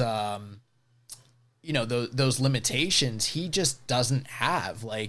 It's where it's crowd reaction, it's little nuances, it's high physicality, being able to work a crowd and audience and kind of captivate them and connect with a lot of charisma, and just being super smart and getting the most out of very little. Guys like Terry Funk or Minoru Suzuki are great examples of older guys that got that and were able to do it very limited, but he just doesn't have that skill set and hasn't developed that. And then now he's becoming more limited. He's having to lean into comedy and lean into gimmickry, but he doesn't do it as well as someone like, say, Toru Yano, who also Yano did it because Yano could wrestle his ass off right now if he really wanted to, but he understands his lot in life.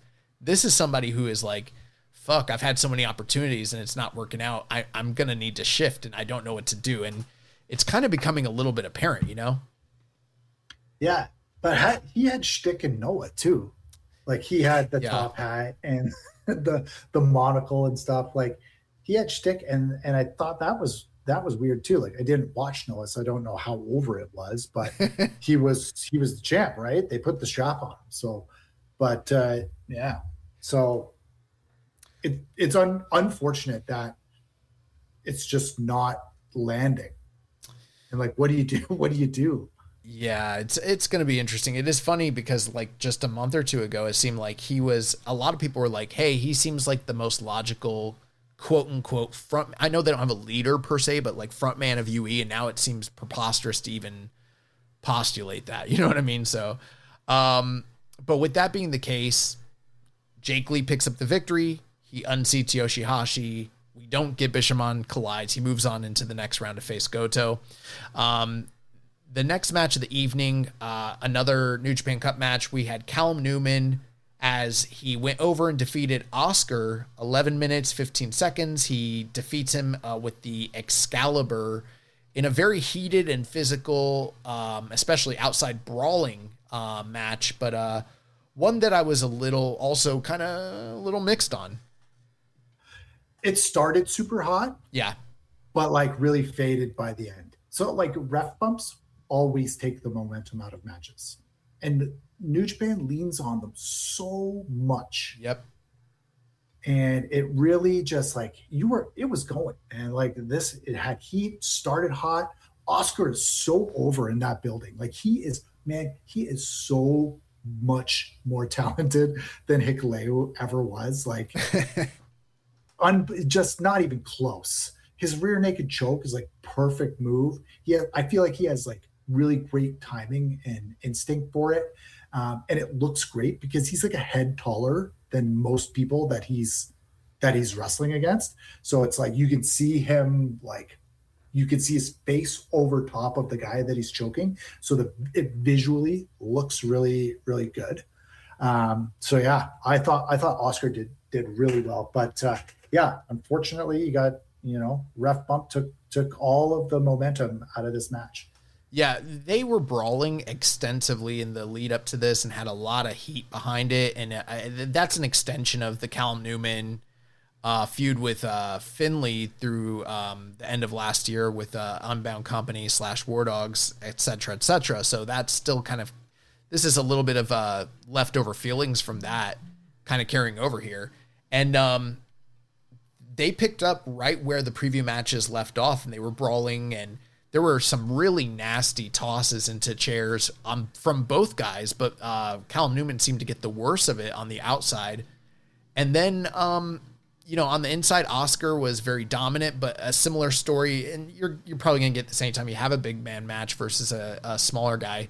Although I will say this, last week I mentioned Callum being small, and I got kind of corrected by Jeremy and Chris, and they were like, he's a little bigger than you thought he was. Seeing him against Oscar, I was like, oh shit, like he's not that much smaller than Oscar, even though, like you said, Oscar towers over most guys. I was like, damn, Callum is actually pretty tall. I guess I just didn't notice, but in the psychology of the match, it's a big man, little man match, and Oscar got cut down to size, but was still able to kind of overcome those deficiencies and get the chokehold and everything like that on Callum. But like you mentioned, the ref bump came up, there was distractions, and then Newman hits the double stomp twice on this guy while they're trying to, while Zane J is getting, reviving the ref and bringing him inside. And I don't know that I love the double stomp that Callum Newman does from a standing position as a full finisher. It just doesn't seem to have the believability and impact that I'm looking for in something that's going to put away a guy like Oscar at this point. You know what I mean? It's not the swerve stomp, that's for sure. It doesn't look like that. You know what I mean? And so, yeah, it doesn't look good. Yeah, I mean, when they come off the top rope, that's a little bit more impactful. And, like the coup de grace and the one that Swerve does, that's different.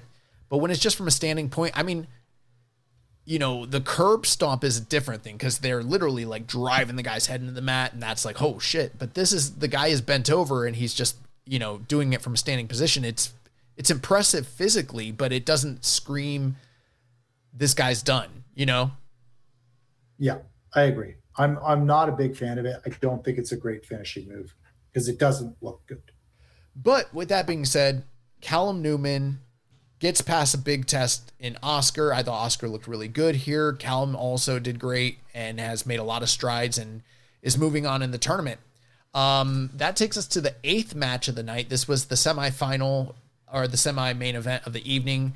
The IWGP Junior Heavyweight Tag Team title was on the line as the champions, Ichiban Sweet Boys, Kosei Fujita, and Robbie Eagles, were defeated by the new champions, the Unbound Company junior team of Robbie X and Taiji Ishimori, formerly the War Dogs. 14 minutes and 55 seconds. Robbie X hits the X Express on Fujita, and we have new champions. Yo, holy shit! This was insane. I'm like easy 5 on this. This is wow.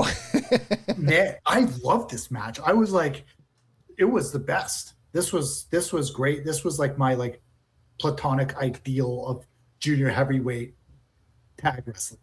Yeah. This is everything I wanted. It was fast. It didn't stop. There was spots everywhere. There was like combos through the whole match. And they were talking about how well conditioned these guys are. And it was just so unbelievable for me to watch. And like Robbie X is so over. He is so like he's over in Corkin, but this was not Corkin. This was Oda City. Like this, he was so over there, man. You know, go ahead. I could go on for days. No, take your liberty. You can wax poetic about this all day. I thought the match was really great too. I'm not quite as high as you are.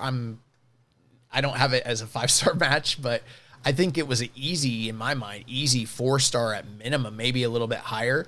And here's the funny thing about that, just for my books, this is the 3rd time these two teams have wrestled. It was essentially the rubber match, the deciding match to kind of square away who's the better team. And I thought personally, this is just my opinion, I thought it was the worst, and not saying it was bad at all, but I thought it was the worst match of the trilogy, and it's still a great match, which speaks to the high level of competition and quality that these two teams have produced against one another. I know that we've talked in the past on this show about the junior division maybe not being quite where it was a couple years ago, and there's some truth to that, but these are the two teams that are consistently knocking it out of the park, and especially against one another. They've kind of created something really special here, and a lot of people are asking like what was good from New Japan Cup, and there's a couple big recommendations, but one thing that I feel like a lot of people are overlooking is how great the junior tag team title match was here. And one other last thing I thought was worthwhile mentioning is that in the past, for the first 2 matches they had, Robbie X and Taiji Ishimori were part of the War Dogs, right? And not that they were doing House of Torturism, but there was a little bit of heeldom in that babyface versus heel alignment in the way that they structured the match. But this was essentially pure babyface versus pure babyface, maybe a little heel leaning, but this was the cleanest worked match of all of them in terms of like just pure competition. And a lot of it came down to chance. A lot of it came down to timing, but the Unbound Company team was able to best those guys and take the belts away from them completely and totally clean.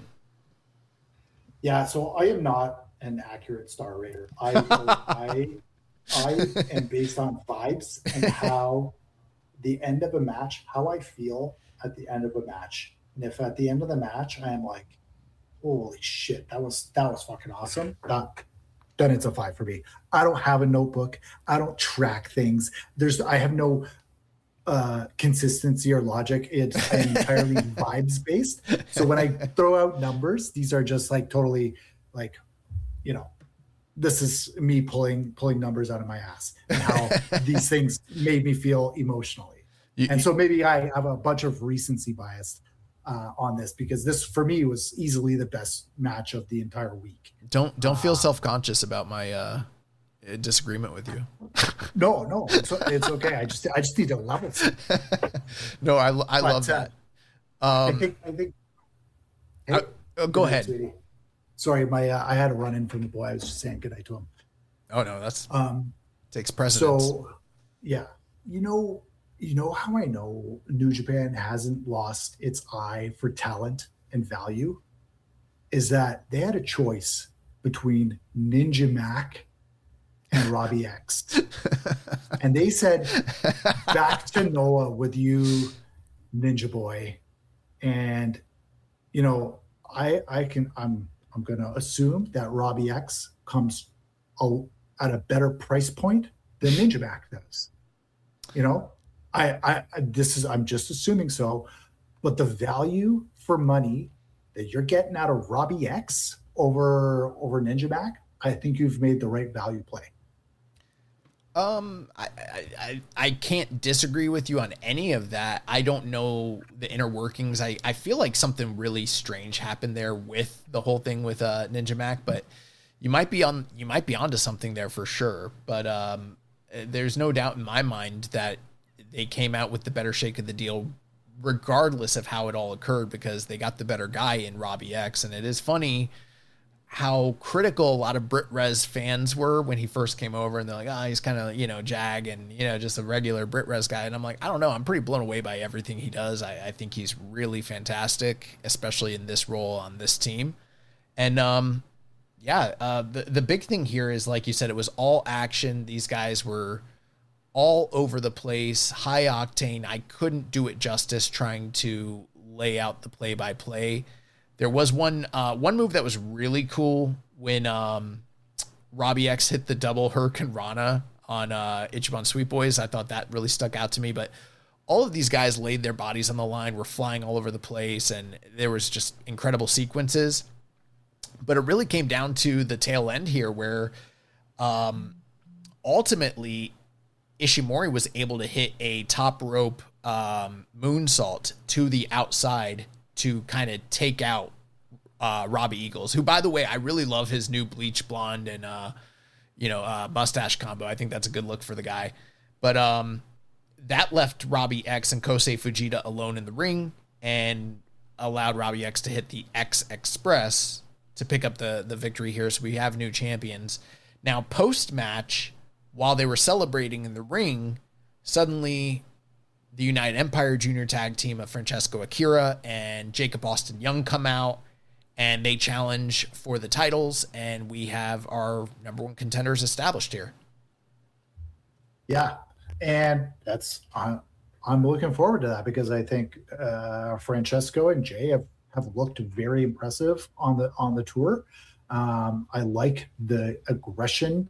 I like how intense they are moving, the way that they jumped and sort of beating on Unbound Company it looked good. It was different than the way that Jake Lee interrupted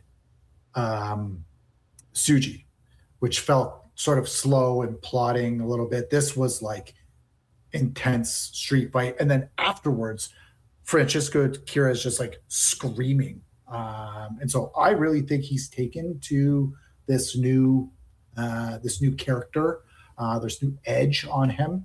And I like it. And I think it's really helpful for Jay, who, in my opinion, just looks like a 9-to-5er.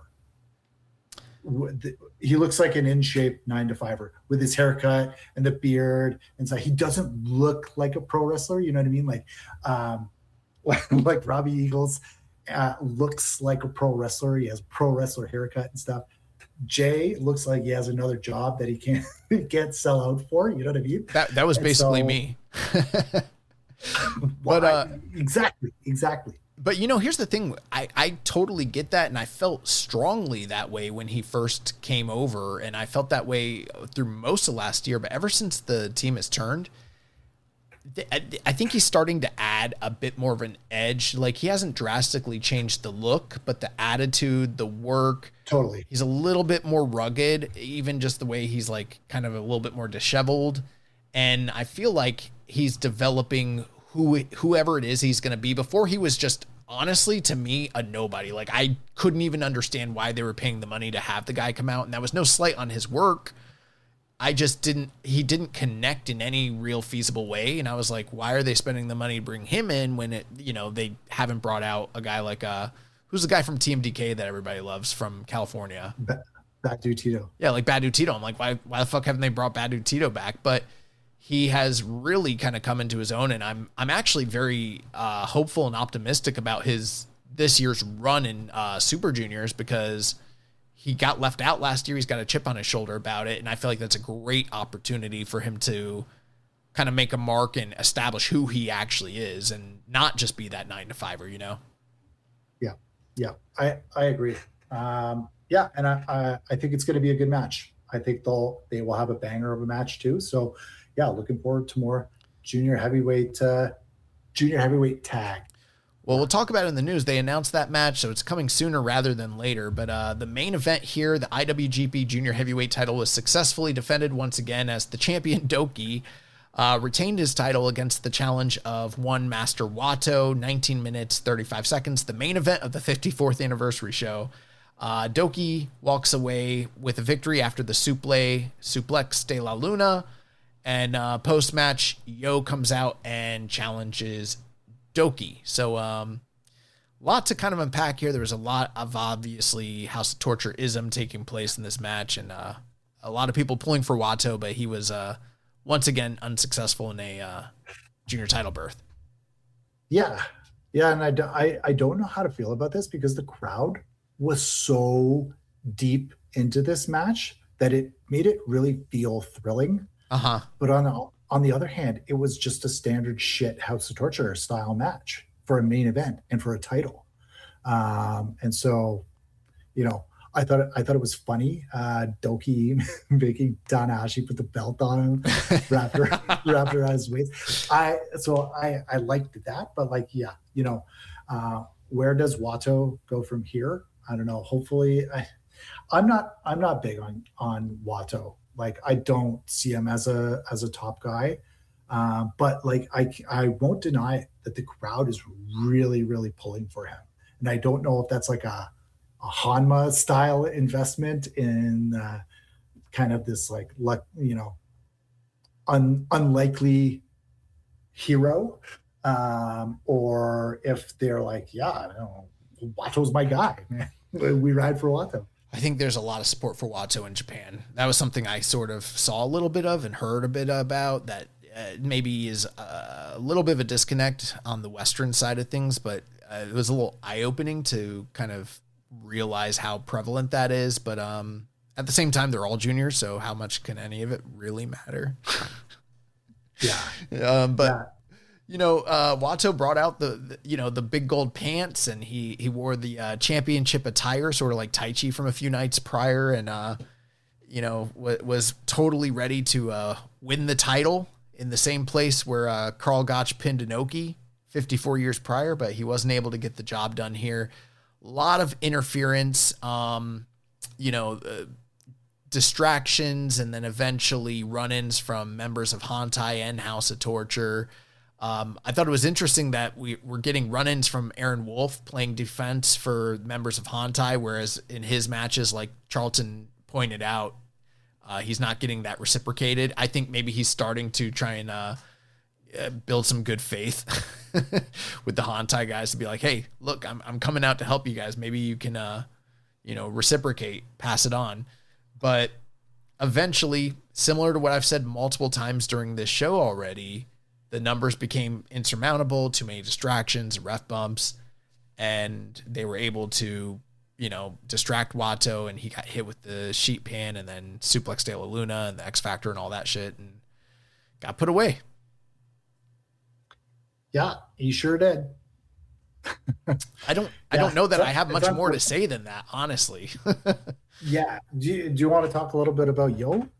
Yeah, so when Yo came out and challenged for the title and established himself as the next guy, and it's no secret how I felt about Yo over the years here on this show. There have been times where, kind of like Wato, where I've been higher than others, but I'm not the biggest supporter or believer in Yo, and I feel like Could he win the title? Sure, because maybe it's his time for a cup of coffee. The crowd seemed to be pretty receptive.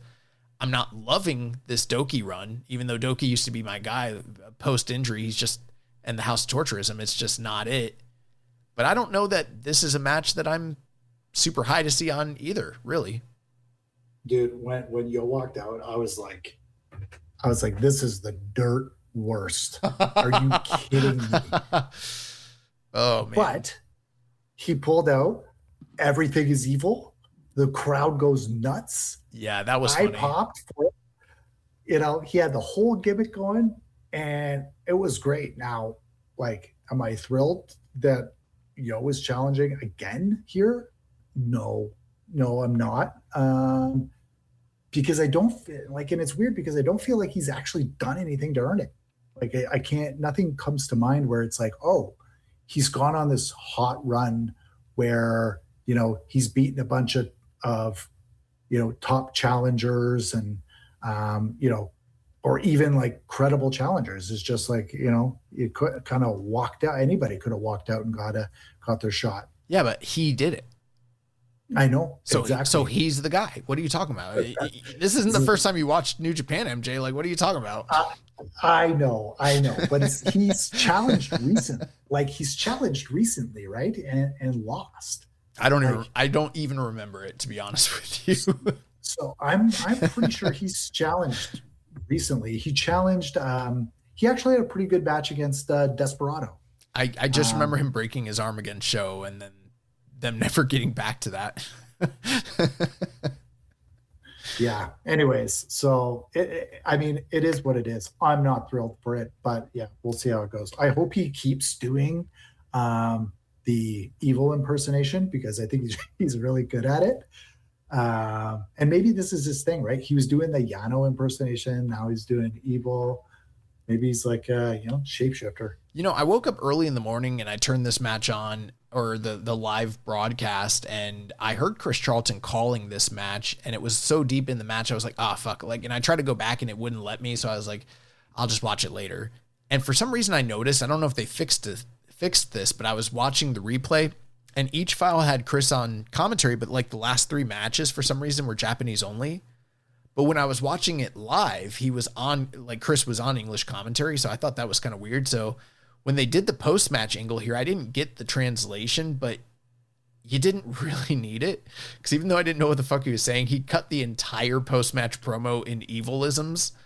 And I thought that was fucking hilarious. So that might be one of the best things I've ever seen Yo do in his career. That I'm glad you're here, because I would have forgot about that. So we'll see how that plays out. You know, one thing we did forget to mention, Doki, when he came out for this match, they had a Show come out in Doki garb and was a decoy, and he was a fake Doki and distracted Wato, and then the real Doki came out and fucking attacked him, which I thought was also kind of hilarious. Yes, it was hilarious, and just, it's so stupid. It's stupid so dumb. and funny. We had a quick question here. Death Triangle 720. Do you think it's time New Japan tries to borrow some juniors from other companies to add to their title mix? For me, Yo versus Doki and Doki versus Fujita, etc., it's uninspiring to me and doesn't feel new or fresh in any way.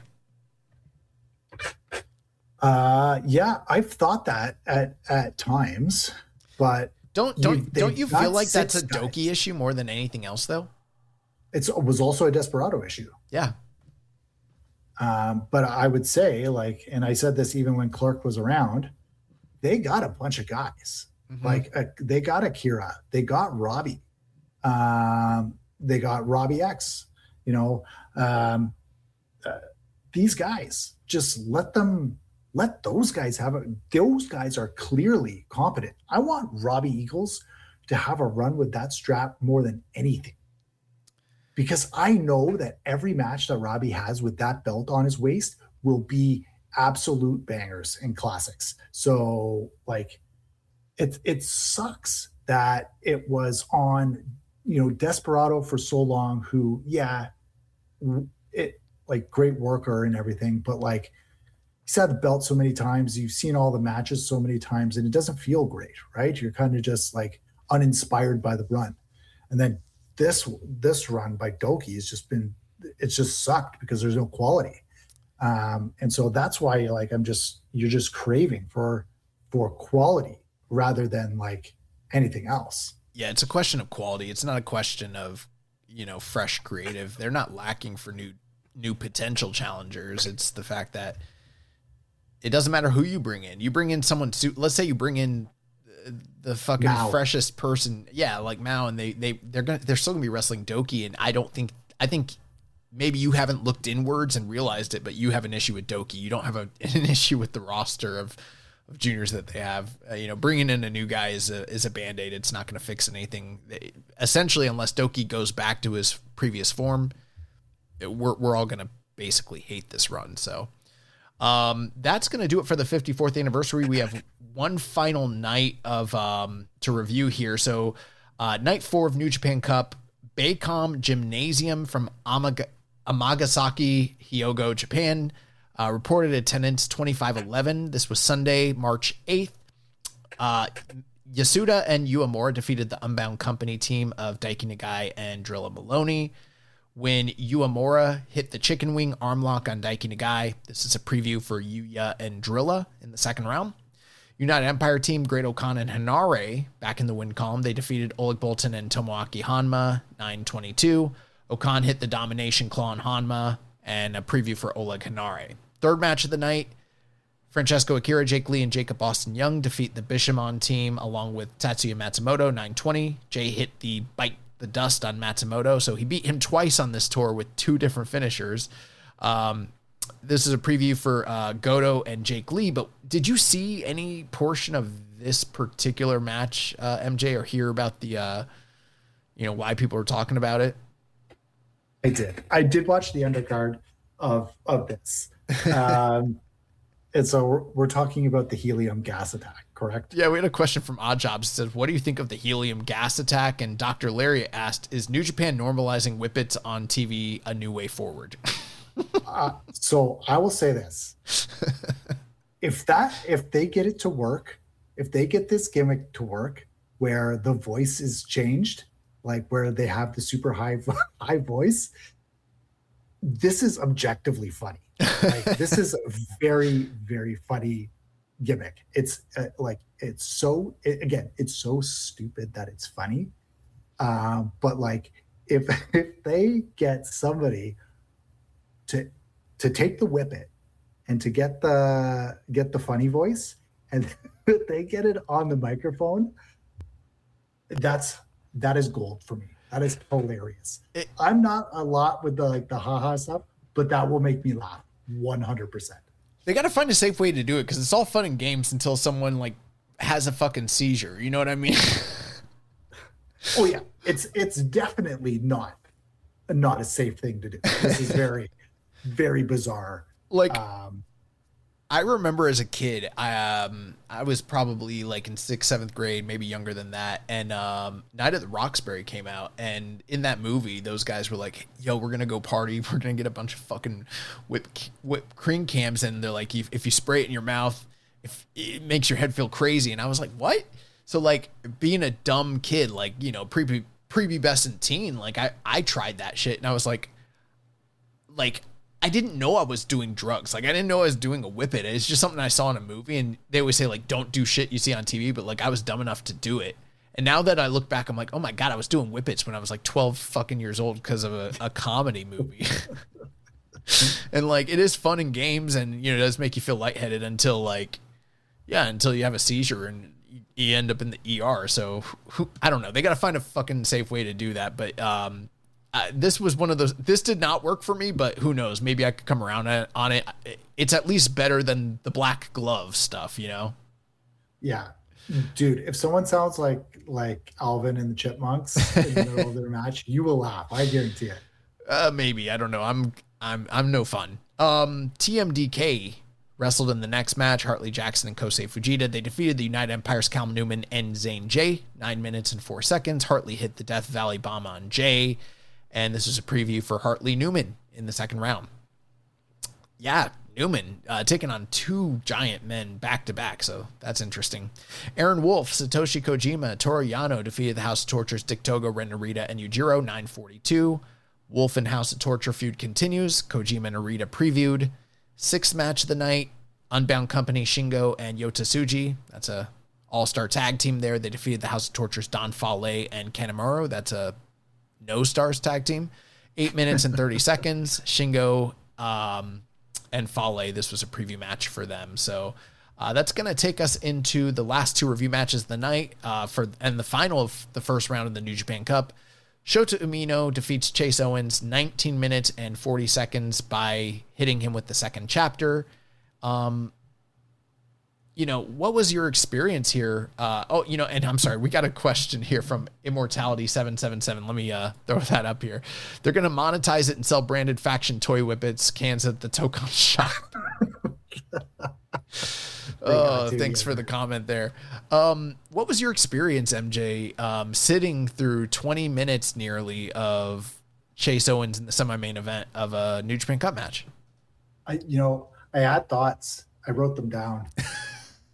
And like, there are thoughts that are just like almost unrelated to all of the wrestling. It's like, I have, Gato was on commentary. I was thinking, maybe Gato showed up to watch Chase up close. He wanted to see that real Southern style wrestling live in the flesh. I also thought, when I thought to myself, I saw this on the card, I was like, Chase versus Yujiro in the second round is basically a given. So you could imagine my surprise at the result of this. Gato swerves us once again. What an upset here as Shota goes over Chase. But honestly, no, I do think for me anyways, Shota's stock is rising a little bit. He's still like a penny stock, but we're seeing a little momentum. We're seeing a little momentum in there. But yeah, this stayed in first gear for like 87% of the entire match, true to the New Japan epic main event style that we expect to get from Jason and House of Torture. When Chase Owens first started the Southern gimmick, I thought it was just really kind of out of nowhere. I know he's from Texas, but it just didn't seem to make sense to me. And I'm not saying it's over with me because, nothing's going to get... I used to like Chase Owens many years ago, but I also felt like he worked a lot harder when he was kind of the fall guy for Bullet Club. Not that he's not still a fall guy, but, But ever since the speaking out shit, I totally think that dude did that shit. There's too many allegations and bad reputation. So I don't even know why the fuck he's working in this company. Putting all of that aside, if I'm just looking at the gimmick part of it, I think what it is, and I didn't get this until now, unless it's unintentional, I think it's an ironic gimmick. I think the heat is that he's cosplaying as a cowboy, but he's clearly like not actually a rugged cowboy. Like he's just, he's stealing the valor of cowboys. You know what I mean? As somebody who steals cowboy valor every year at the Calgary Stampede for 10 days a year, I absolutely understand why someone would want to do this, because I do it on an annual basis. That's what I think. Unless that's just something he's sleptwalked his way into, like he thought that this was going to be this epic like Stan Hansen sort of gimmick, and then it turns out like he's closer to like Kurt Angle in a cowboy hat like than those guys. But the match was pretty slow. One thing with Shota, I don't know if you've noticed, I know they're talking about this being his second chapter. First time that the dude has colorful gear since last year. Yep. So he had like the furry breeches that he was wearing at the beginning of the year. A lot of people hated those. I thought they actually looked a lot better than his previous gear and was kind of high on them. But he's back to the pink trunks. And I don't know how that's any different from what he used to wear. He's supposed to go through this metamorphosis and now he's kind of back at square one. But maybe he should have just never left it in the first place, because he's closer to how he looked when he first debuted, which is when I was highest on him. So I don't know if it's not broken, you don't have to fix it, but match was fine. A little slow for my likings. I did like the tail end of the match where Chase started hitting the C triggers and got some believable near falls, and not quite as much House of Torturism as the other matches in the block, but still some. But ultimately, Umino was able to overcome and, hit his lariats and work his bruising style. And, maybe he doesn't have the toned physique I was talking about for some of the other guys, but he is just a shit brick house at this point, kind of deceivingly. He's put on a lot of mass and he's working really hard. And he's a lot more reliable a hand. Maybe he doesn't hit the highest of highs as some other people, but he's more reliable night in and night out than he was a few years ago. And I thought he beat Chase Owens in a decent match, but it didn't need to go 20 minutes, basically. No, I agree. And I think with Shota, I think he's out of the 4 or 5 Reiwa guys, for me, I think he's the most explosive athlete out of the bunch. Like, he hits the ropes real hard. He's explodes really well. I think he handles his mass quite well. But he looks bigger than ever, man. His traps look huge. Like, he's always had like a pretty big chest, but like his shoulders and traps now are also coming around. And dude, he's massive. He is absolutely massive. Well, earlier you were talking about like Uemura, right? And maybe not fully making all the connections, not figuring everything out. And he's not the only guy from the Reiwa generation who's like that. I actually feel like the vast majority of them have something lacking other than Tsuji. And I'm not saying Tsuji is like Ziggy, get out of here, like the ace incarnate and a fully fleshed out, but he's much closer than anybody else. And I feel like, at this point, Shota is maybe starting to turn that corner. But I was having a conversation with Rich the other day, and something I said to him, I was like, something has to be wrong. And this isn't me spilling tea. I don't have any insight other than just the hushed tones and whispers about, the rumors of unrest between management and creative over the years. That's something that's been talked about in circles for a long time. I don't have any details, but that's just the rumor. But the one thing I think about is like, the most daunting and arduous and physically demanding and mentally demanding dojo system in the world, the two are going to be CMLL. And I've heard CMLL is worse, honestly, but it's going to be CMLL and it's going to be the Noge Dojo. And for all of these guys that have gone through those systems and literally killed their bodies and given up their entire fucking lives and given up like having a girlfriend and having a wife and having, education and whatever it is else that, family life and all this other shit that they put on the back burner to go through that process to become a pro wrestler and to go through all the reps of being the young lion and, everything that entails. And then suddenly they come up to the top roster and they're not developing into becoming top stars, and the passion seems to go away at some point, and it becomes like a job for them, and they're still not even like at the beginning of the top of their pushes as top guys. I feel like something's fucking wrong. And I'm not trying to be like Debbie Downer, but like, how do you take guys that put their whole entire lives through that to not have the passion to be at the top as top guys anymore? You know what I mean? Something's not right. Yeah, there's a clear like lack of hunger, because you can see when other guys left the roster that those holes were plugged, and you knew who was going to plug those holes. Like, you knew Kenny was up next. You knew like Naito was going to step in there. Like, you knew that the top of the card was going to be okay. And these last few rounds of departures, even though I would say they've been more significant. Like, I would say the Okada Ospreay is, arguably more significant than the AJ Nakamura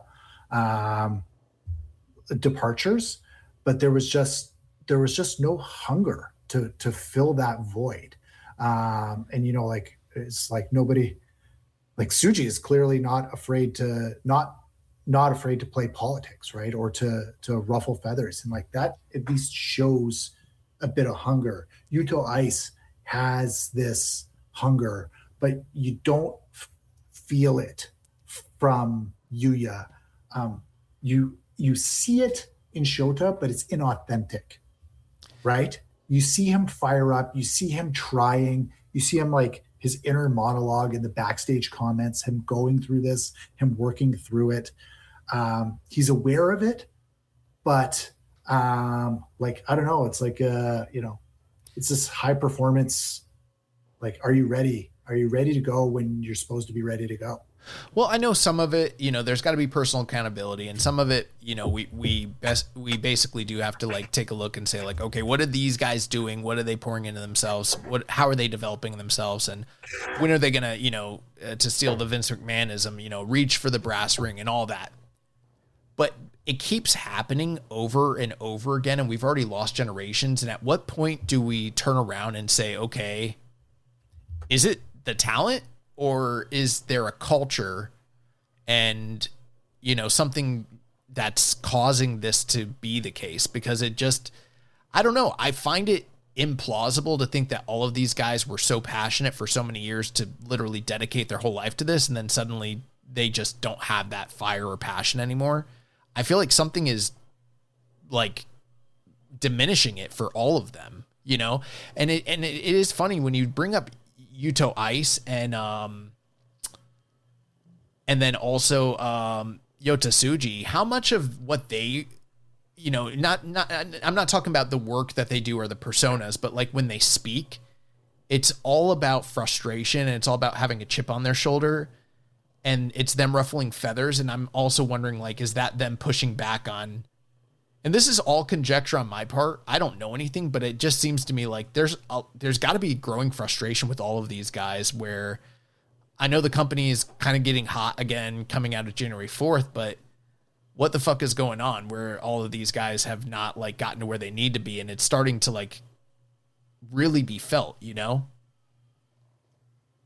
Look, all I'll say is Gabe Kid got one bag, and now he's talking all that cash shit online. So, a little bonus money here and there, changes. It allows you to weather, it allows you to cope with all of the trials and tribulations a bit better. It gives you the capacity to deal. Well, that's absolutely true. And it's no secret that they've had issues with money for quite a few years now. But, one thing I think about is like, it didn't work out in the end, but you look back at the heyday of like ECW and they had no money, and Paul Heyman was able to create like a us versus them, me against the world, and basically indoctrinate all those guys to give their lives and passion for the shit that they were doing in a bingo hall. So, maybe they can learn a little lesson from something like that. I don't know. Rambo and Slam Pig did ask us, he says, what kind of compromat? I don't know what that means. Maybe not compromise. What's a compromat? Is that a word? Yeah, it's like Russian intelligence that they have compromised you, and they can allow you to work for them. So it's like understood. It's like the Trump P tape. Understood. Would be compromat. Yeah. What kind of compromat does Chase Owens have on Kikuchi to keep getting booked? Same question for Fale. And then Death Triangle 720 says, can anyone explain why they decided to have Shota and Chase for 20 plus minutes? So I don't know about compromat, but I do know about, relationships and how people trade in relationships. And Fale still provides a service to New Japan by training guys and training talent and trying to promote the brand in New Zealand and abroad there. But yeah, Chase, I genuinely don't know, because he's like replacement level talent. Like he's like easily replacement level talent. And so maybe he just is taking less money and they're just doing him a solid because the relationship is there. But yeah, like you could plug and play him with almost anybody. Like for the role that he plays, you know. Well, at least you He know could he's not probably going to get get better poached, people. so there's that. Well, that's true. That's true. There is loyalty. The main event of the evening, we had a first round match, Ryohei Oiwa versus Yuto Ice, and Oiwa defeats Yuto Ice in 16 minutes and 4 seconds via the Roy Clutch pinfall. And I gotta say, I thought this was the best match of the first round, but you know, I could be swayed against that for Bolton, Oleg, and ELP, but it's really close. This, you know, 4 or 5 minutes less for the semi-main event, and this one murdered it.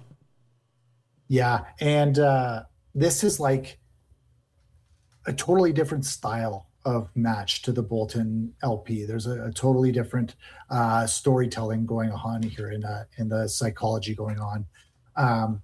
You know, this in contrast to the Shota Chase match, this had energy and action right from the start. Yeah. Like even the grappling had a ton of intensity to it, which is super enjoyable. And it was Oiwa who popped out Ice's elbow, right, in that grappling exchange. I think it was Uemura. Was it Uemura? Yeah. My bad. But I get them Anyways. mixed up myself too. But these guys have already had a singles match that was very heated in the very recent past, so this is kind of like the second time, and yeah, it's always revolved around the arm. Yeah. And so, you know, Yuto works a lot like Ishii in that he's going to ask a lot of you as an opponent. Like he's going to drag the fighting spirit out of you, the pro wrestling high, right? That's what he's talking about. He's going to drag your fighting spirit out of you because he doesn't believe that you have it in you, or he does believe that you have it in you and you're just not showing it. So he's very like relentless, right? He's interrupting momentum with these like rolling forearms, rolling elbows that have like just perfect timing. You know, that knee that he hit on Oiwa in the middle of a sequence there would look just totally brutal. So I think Yuto is like your like fighting spirit muse for these guys.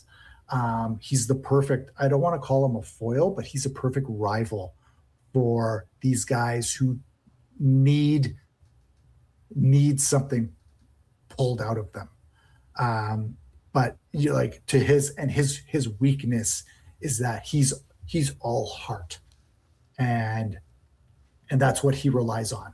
Oiwa hit him with that pin, right? The Roy clutch or whatever, the one that looks like the one that Darby Allin does. It's basically the same move. It might even be the exact same one. I'm not totally sure, but they're very similar. Yeah, I think Darby's is a little bit more locked up, but this was sort of like that, like technique over heart still won. So I thought it was a really, really great story, and it is very much something I can sink my teeth into, and I think Yuto is a tremendously valuable part of this roster now, and how he's going to turn these people into stars or bring the star making qualities out of them by beating it out of them. Yeah. I think that's a really great way to sum up, you know, kind of the story here. One other aspect to it I thought was interesting is, you know, Knockout Brothers, they're at the top of the mountain when it comes to tag team wrestling, but they still have kind of established this case where, as of right now, as single stars, they just don't have all of the tools to get the job done. And that's still yet to come. I'm sure that will, you know, that's the next path once they move on from the tag team. But Oiwa picks up the victory here. He worked the arm the entire time. Incredible strike exchanges, very fast-paced action, hard-hitting. I can't recommend this one highly enough. One of the two best matches of the New Japan Cup in the first round here.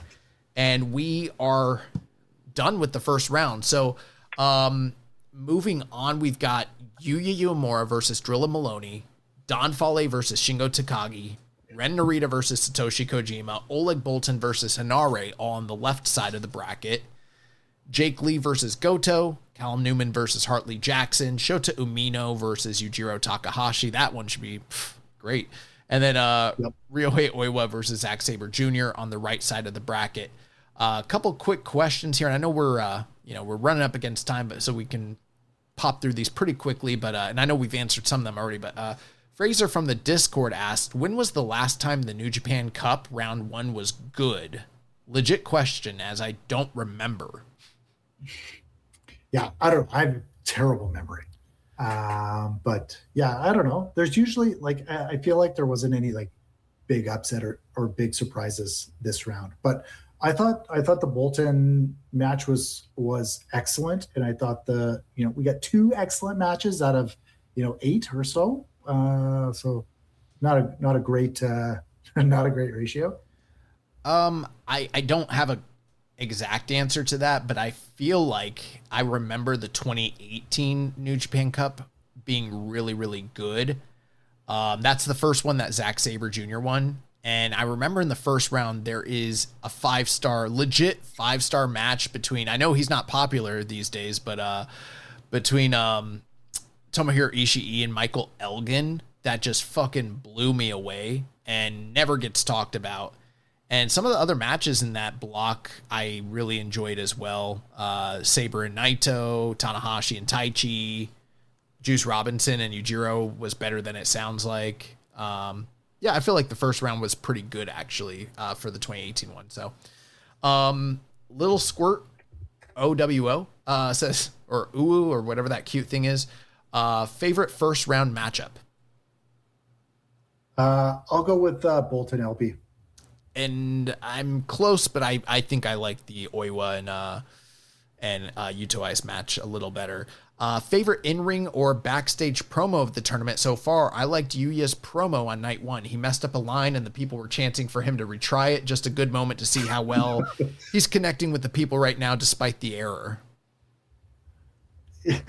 Yeah, I thought that promo was weak. I thought like he spent very little time, and he's right. He is endeared to the crowd, but I was like, damn, that was not like a top guy promo at all.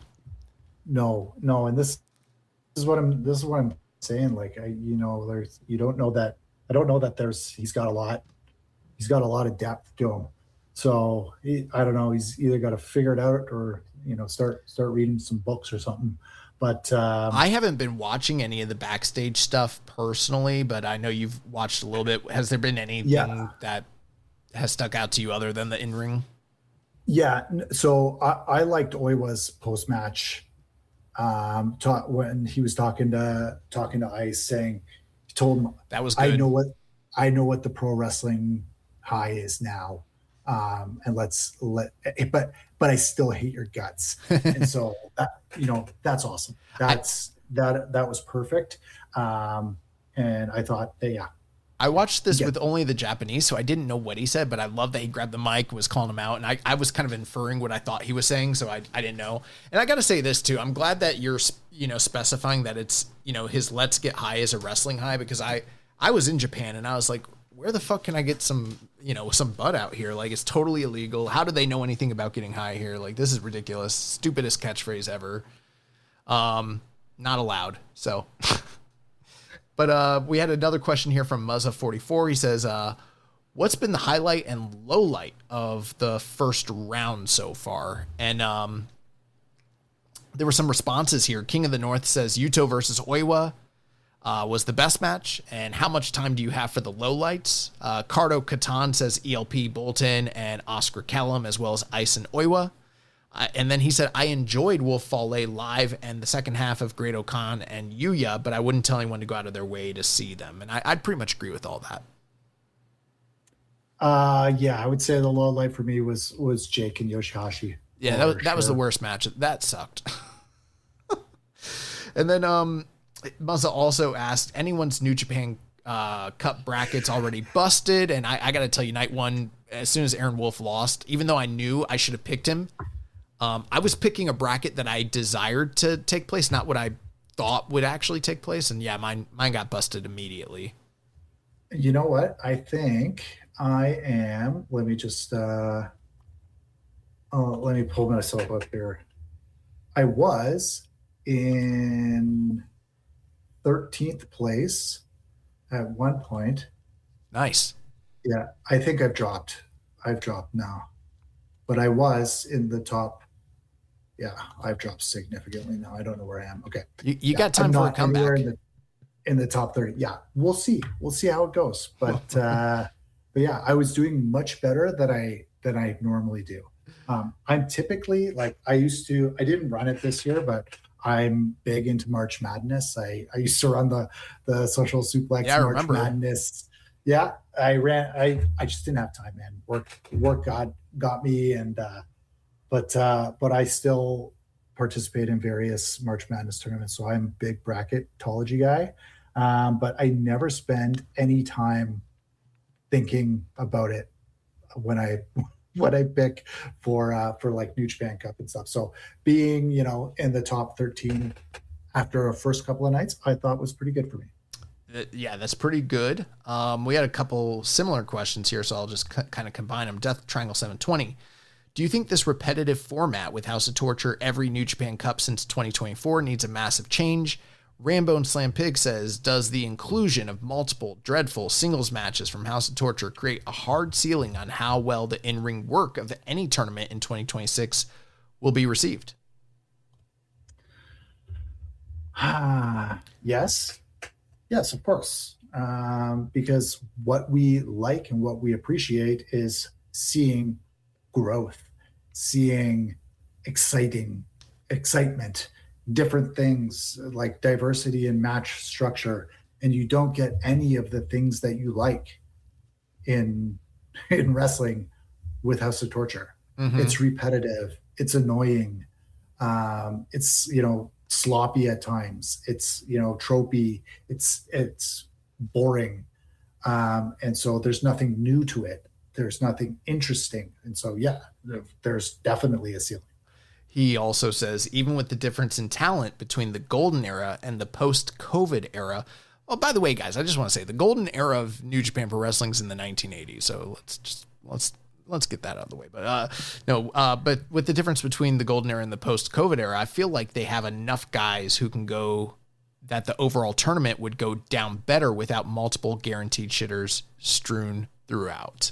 So very poignant and interesting comments there. This coming week, there is several nights of New Japan Cup action. The only night where there is a full card is for tomorrow, Tuesday, March the 10th's card. Night 5 from the Zips/Shigeto Arena in Okayama. The card that's been announced, Masatori Yasuda versus Aaron Wolf versus the Knockout Brothers. So first time Aaron Wolf is going to break away from House Torture for a little bit. Question from Careford13. Yasuda about to carry the fuck out of Wolf here? Yeah, he might. He's going to work with another Young Lion in a Young Lion tag match. This is good for him. This is a part of his, this is the development road. We're on Wolf Road right now. Tatsuya Matsumoto, Toriyano, Yoshihashi, and Bolton Oleg, as well as Hiroki Goto. They take on Jacob Austin Young, Francesco Akira, Great-O-Khan, Hinare, and Jake Lee. We also see Kosei Fujita and Hartley Jackson versus Zane Jay and Callum Newman. Next match, Tomoaki Hanma, Shota Umino, and Satoshi Kojima take on Owens, Yujiro, and Narita. Fifth match of the night, Daiki Nagai and Yota Tsuji will face Oiwa and Zack Sabre Jr. That's obviously, you know who's going to lose there, but that's a really cool match.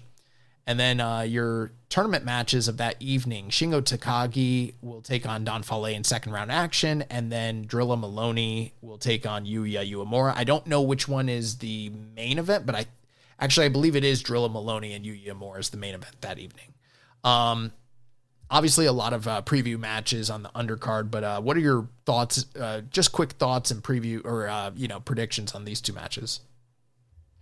On the cup matches? Yeah. So I got Shingo and Yuya in my bracket. I think that makes sense. I mean, Don Fale has already kind of fulfilled his role as a spoiler. There's no more need for him to move forward, and I don't think it makes business sense if you're trying to draw crowds to have him go any further. So I think Shingo will probably go through, but I could see either Yuya or Drilla winning here, but I think Yuya has further upside in terms of making it to the finals. I don't see them pushing Drilla that far at this point. Yeah, that's probably the only match that and Actually, there's a couple I'm uncertain about, but I'm very uncertain about this one. I don't feel confident whatsoever because I think it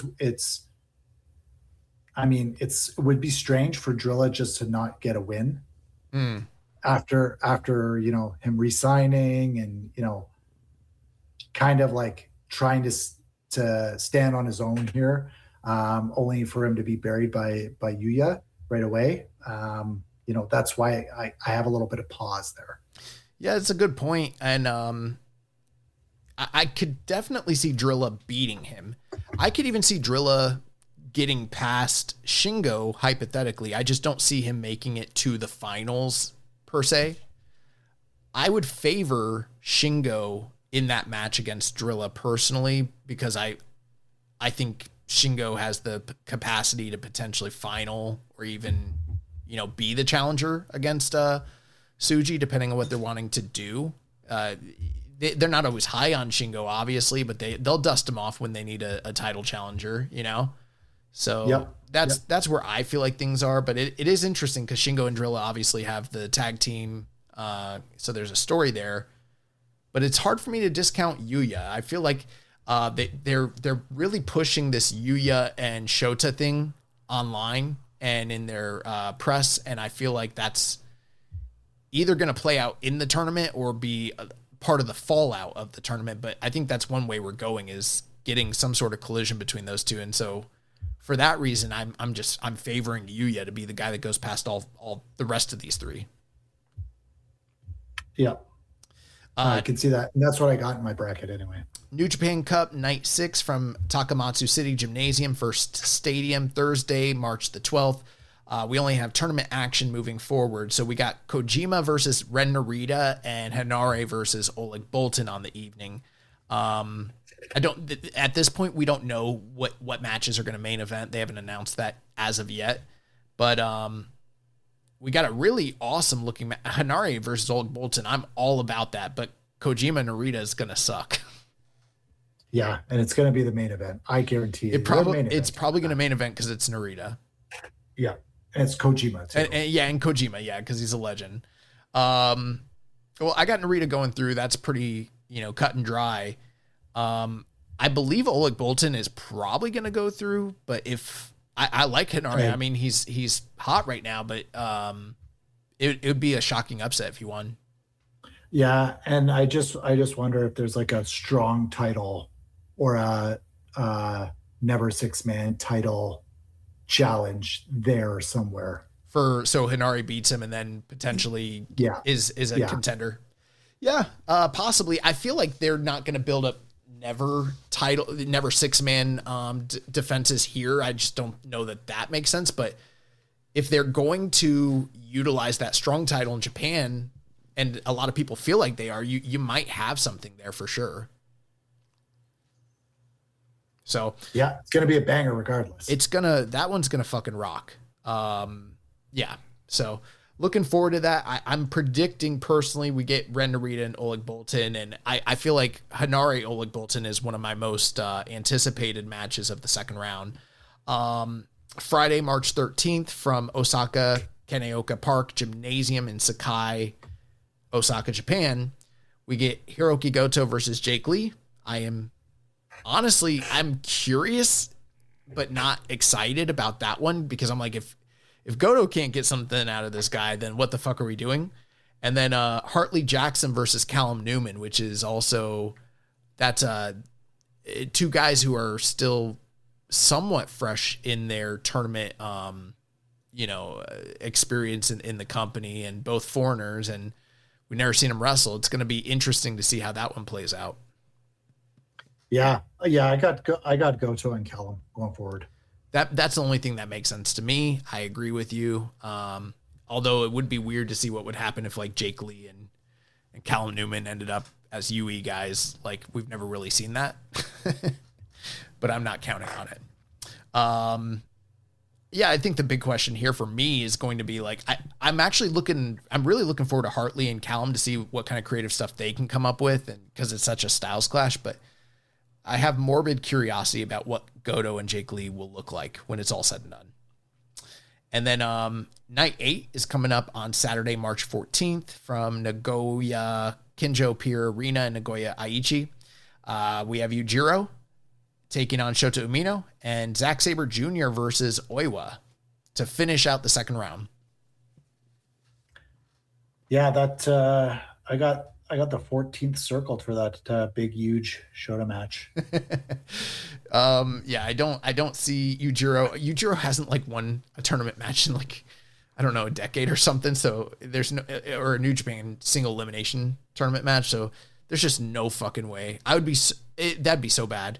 So I got Umino going through, but I think there's really good stories to be told, whether it's Zach or Oiwa. I'm expecting for it to be Zach because they just like to go chalk and everything like that, but it'd be huge if Oiwa were to beat Zach here. Yeah, it's whether it will be the third time is a charm. And actually, I don't know if you said you didn't watch the backstage comments. So Zach comes and talks to Oiwa in the backstage promo after his win, and they have a little good chit chat about. He just says congratulations and looking forward to it. Says he liked the pin that he put on Utilize. But they had a nice little chat, and he said, "Oh, maybe third time's a charm." But we'll see. But Oiwa said Zach's knocked him out the past 2 years. Yeah, in the cup. So yeah, and you would feel like the third time should be the charm, but they haven't elevated him to the point yet to where it's totally conceivable that they're not going to go with Zach again. Is third time's a charm? Is that a very like Western turn of phrase? Like it just, they don't know what we're talking about when it's like third time's charm in Japan or something. I don't know. They might not know what we're talking about, but they definitely know what it means to see a guy get beat 3 times in a row by the same person. So yeah, for sure. The final night of this coming week, Sunday, March 15th from Imesi Yamanashi, which is in Kofu Yamanashi, night 9 of the tournament. This is going to be the first of the quarterfinal rounds. We're going to see the winners of Shingo Takagi and Don Fale face off against the winner of Drilla Maloney and Yuya Uemura. And on that same evening, on the quarterfinals, you'll see the winner of Kojima Narita fight the winner of Hanare Oleg Boltin. And I believe, based on what we both sort of laid out and predicted here, and I'm assuming most people are probably going to agree with us, it's going to look like Shingo. The only one that we're really not sure on is Drilla and Yuya, but it's probably going to be Shingo versus either Drilla and Yuya. And then the other match on that evening is probably going to be Narita and most likely Oleg Boltin, maybe Hanare, but probably Oleg Boltin. What's this looking like to you? Narita Hanare doesn't make sense to me, just in any way. So yeah, it's got to be Narita Oleg. This is a situation where like I would absolutely be thrilled if Oleg Boltin were to also beat Narita. At that point, if Oleg Boltin beat Narita, I'd be like, oh shit, maybe we were sleeping on this guy. Maybe he needs to go through all the way and we just didn't even, put 2 and 2 together. But, with Narita kind of taking the helm of House of Torture and how much push they're getting and everything, I think Narita's going to win that match and go to the semifinals. And I expect he's going to be facing Yuya Uemura at that point in time. Yeah, but how raw would Boltin look like with 3 belts just all over him, the never strong and 6-man? It'd be cool to see, like, I would love to see Narita and, like, Drilla. But I don't think, that's 2 white guys. It's never going to happen, but that'd be sick. Did you just call Narita a white guy? Oh, my bad. What did I say? I meant Oleg Boltin and Drilla. You said Narita and Drilla. You're like, oh, but that would be 2 white guys. It's been a long day. yeah, I feel you. But I think that's where we're headed. So that's going to do it for any final thoughts on the preview before we jump into news and close out with a couple quick questions and get out of here. Nah, that's it. Okay. So a couple news items. March 2nd, 26, there was an interview on New Japan World called Spring Sun. Yuya Uemura was interviewed. And then a few days later, on March 9th, they had the First Shoots of Spring interview with Shota Umino. Both of those 2 guys giving all of their inside thoughts about the New Japan Cup and where they stand with things. Very insightful reads. One of the reasons where I think that there's a good chance that both those guys are going to go deep in the tournament. So yeah, check that stuff out. There was a interview on March 7th, The Pursuit of Glory, a special interview with NJPW superstar Jake Lee. This was on monthlypuroresu.com. That's also available and worth a read. On March 8th, there was an interview in sportsillustrated.com. Friend of the show, Lyric Swinton, she interviewed El Phantasmo as he opened up about New Japan's new landscape, the end of Bullet Club, and his future. So some really good interviews there to check out. Last Wednesday, March 4th, David Finlay made a shocking surprise debut signing in AEW, joining the Dogs along with Gabe Kidd and Clark Connors. Kind of a lot of controversy, and I know it's not a AEW podcast, but a lot of conjecture over the past few months about whether David Finlay would be leaving and what that would look like, where he'd go. And I guess we finally got the answer. He is officially signed with AEW. And any thoughts about that development there? I think he'll be used better. Like, he's not a world title contender in AEW, but he will be used better, I think. And I think there's a lot, he will be able to have incredible matches with the vast majority of that roster. And I'd be keen to, I haven't been watching AEW for a while now, but I would be very keen to tune into a Bullet Club Gold versus Dogs, David Finlay, Jay White, rehash that. I'd like to see that. David Finlay versus Mox, Finlay versus Ospreay. Those matches were good. Like, the three-way they had, I thought was really good between Mox and Ospreay. So I just think he can have a lot of good matches with a lot of people on that roster. So a very good ad, and I think he'll maximize what he can do there. We'll see how it plays out for him, one way or the other, as far as how that transition, how successful that transition will be, both for him and the company as a whole. But congratulations, all the best wishes in the world for the guy, now that he's kind of found a new landing spot.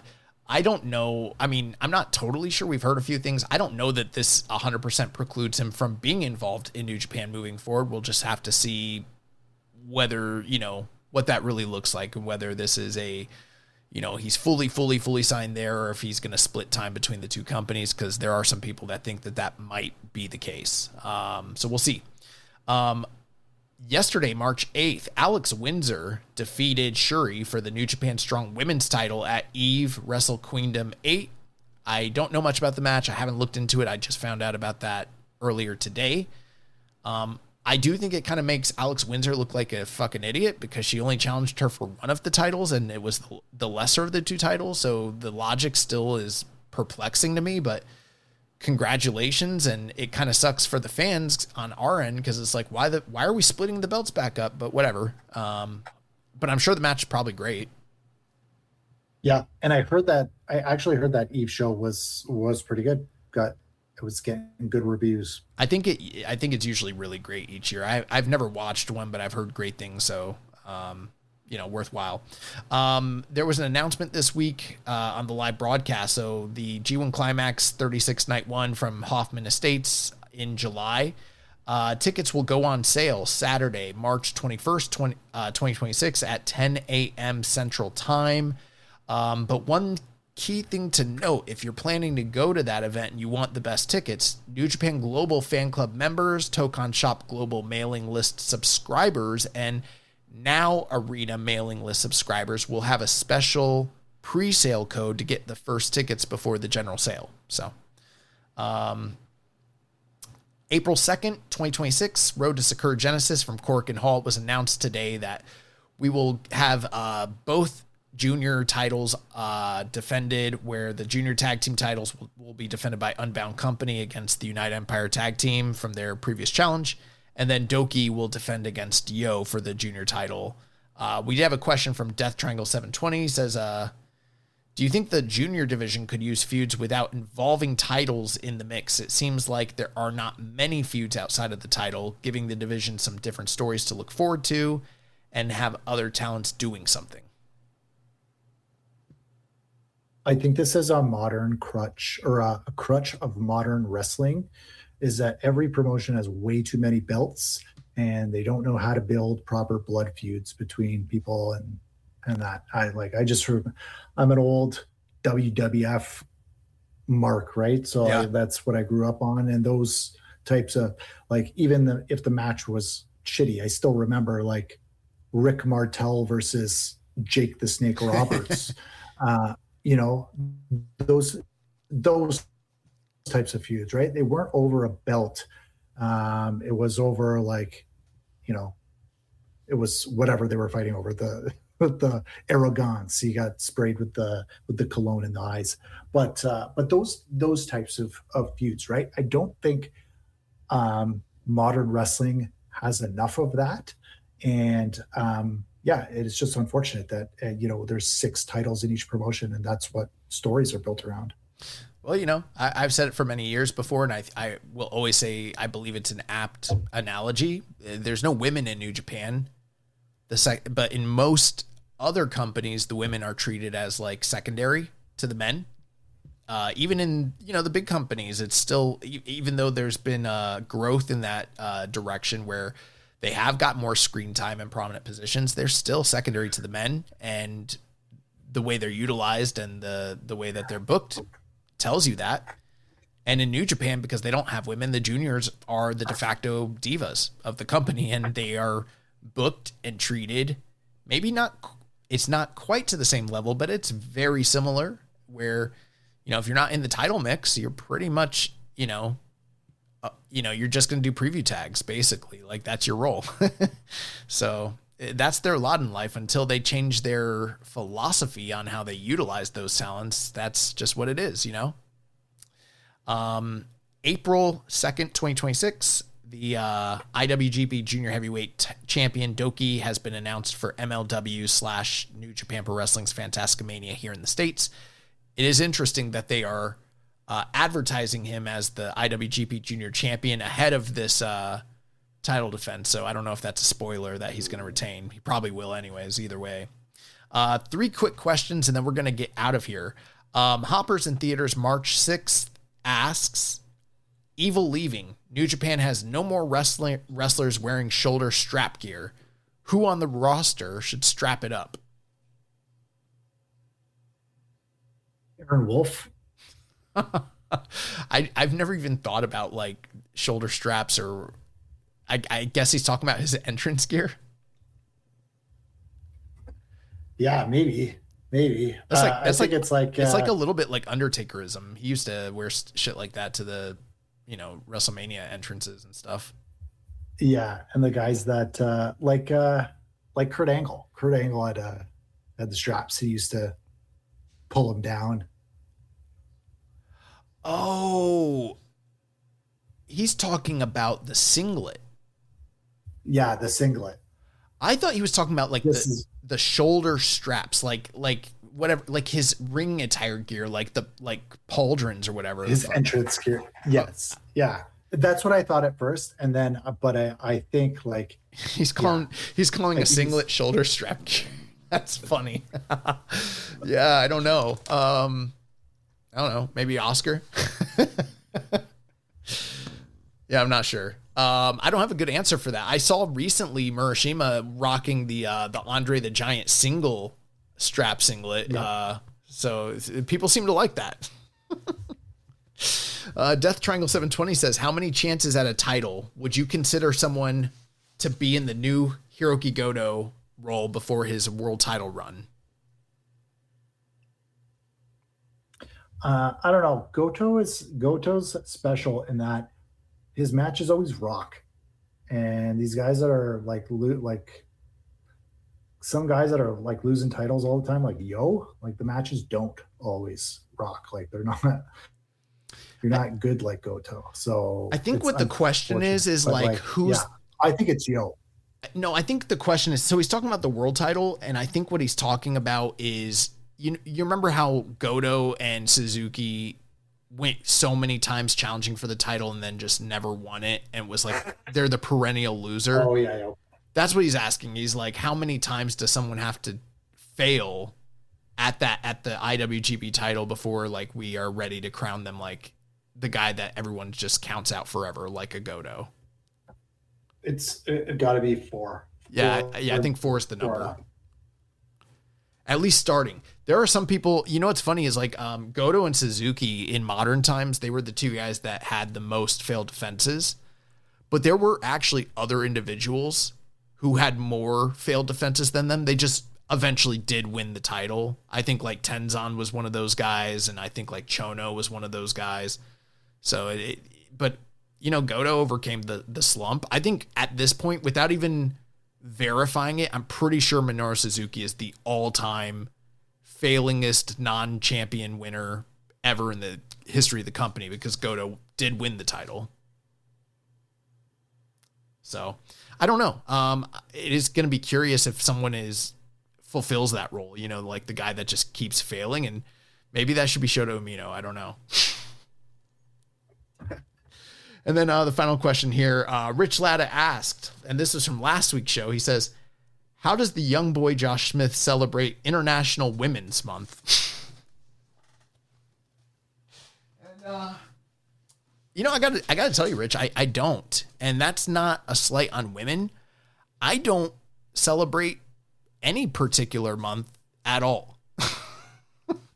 I know there's like a lot of like different months that are like, I don't even know the names of all of them. Like that's how much I don't like pay attention to them. But I know there's like, obviously there's like Black History Month, and there's like Women's Month. And then there's like, I think there's a Cancer Month and stuff like that. But I don't know. I just try to be a good person and, not be a piece of shit and treat everybody well. And I don't pay attention to the months. I don't know if you have anything to weigh in on that, MJ. No, we respect and love all women. Yes. And big up to all the international women. Yeah, I try to do that every day, not just 1 month a year. So that is going to do it for the show. Before we go, thank you so much for, filling in while Jeremy's out here, MJ. Any final, you already mentioned, what you wanted to mention earlier in the show, but any closing thoughts or anything you'd like to say before we leave here? No, just appreciate the tap on the shoulder. I'm ready to go anytime. And I wish you guys the best. And sorry, we ran a little long tonight, but apologies for that. And apologies, my camera wasn't working. No, this is the regular. We're right on time. Okay, good. Okay. So next week I will be back to review New Japan Cup Week 2 and preview New Japan Cup Week 3 with first-time guest Brian, also known on Twitter as The Chase Dangers. We spent some time with Brian in Japan, really cool guy, and I'm super excited to get him on the show here. So looking forward to that. But remember, if you want to watch our show live or listen without ads, sign up at patreon.com/KIStrongstyle. You can also make a donation by visiting socialsuplex.com/donate, clicking on the donate button. Make sure to connect with us on social media on X and Blue Sky. Follow us at KIStrongstyle, at Social Suplex, at Jeremy L. Donovan, and I am YB_Josh and Liger. On Facebook, you can follow us at facebook.com/social suplex and the Wrestling Squared Circle Facebook group. On Reddit, Jeremy's the Pro Black Guy. I am Keeping It Strong Style. On YouTube, we are at Social Suplex. Join our Social Suplex Discord server to interact with us and other wrestling fans. And you can email Jeremy at socialsuplex.com. Check out all the other shows on the network. We have One Nation Radio with Rich Latta and James Boyd, All Things Elite with Floyd Johnson Jr. and Austin Sumowitz, Imps AEW Adventure with The Implications Matthew Maher, Wrestling Art with Chris Things, Tunnel Talk with Ali, Ann, and Leah, the Trish and Sarah Wrestling Podcast, Joshing Around with Tim and Eric, and making its return to the lineup, we have the AEW Match Guide podcast, which is returning with Sam Brown. So don't forget to subscribe and leave a rating and review, and we will catch you next week on, and you can close out with the famous saying, MJ, but we will Catch you next week on Keeping It Strong Style, the ace of podcasts. Bomboclat. Thank you for listening to Keepin' It Strong Style. We'll see you next time.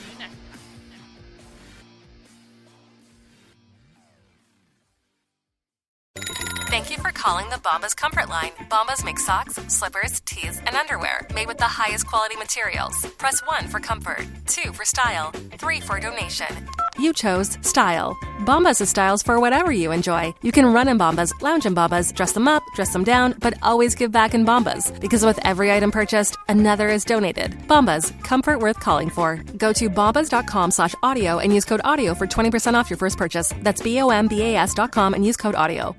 If you're a podcast host, listen up, this one's for you. My name is Allie Jackson. I'm the host of Finding Mr. Height, a dating and relationship podcast that I've been doing for 4 years now, sharing my positive and practical approach to dating that's built on my own life experience. And I wanted to share another experience that I've had, my secret behind monetizing my show. It's called Red Circle, and I was just telling my colleague about how much I love their platform. With Red Circle, not only am I getting a seamless hosting experience, but I also love the support I receive in ad sales. It's not just typical ad sales either. It's targeted opportunities based on my show and my life. And the platform is super simple. You just set your preferences and Red Circle matches you with sponsors that align with your show. You can vet every opportunity and their platform gives you great analytics. More recently too, my Red Circle team has brought me opportunities outside of my podcast on social media to really augment the podcast partnerships, bring them full circle. I just can't recommend them enough. If you want to give it a try, go to redcircle.com to get your free trial. That's redcircle.com for a free trial.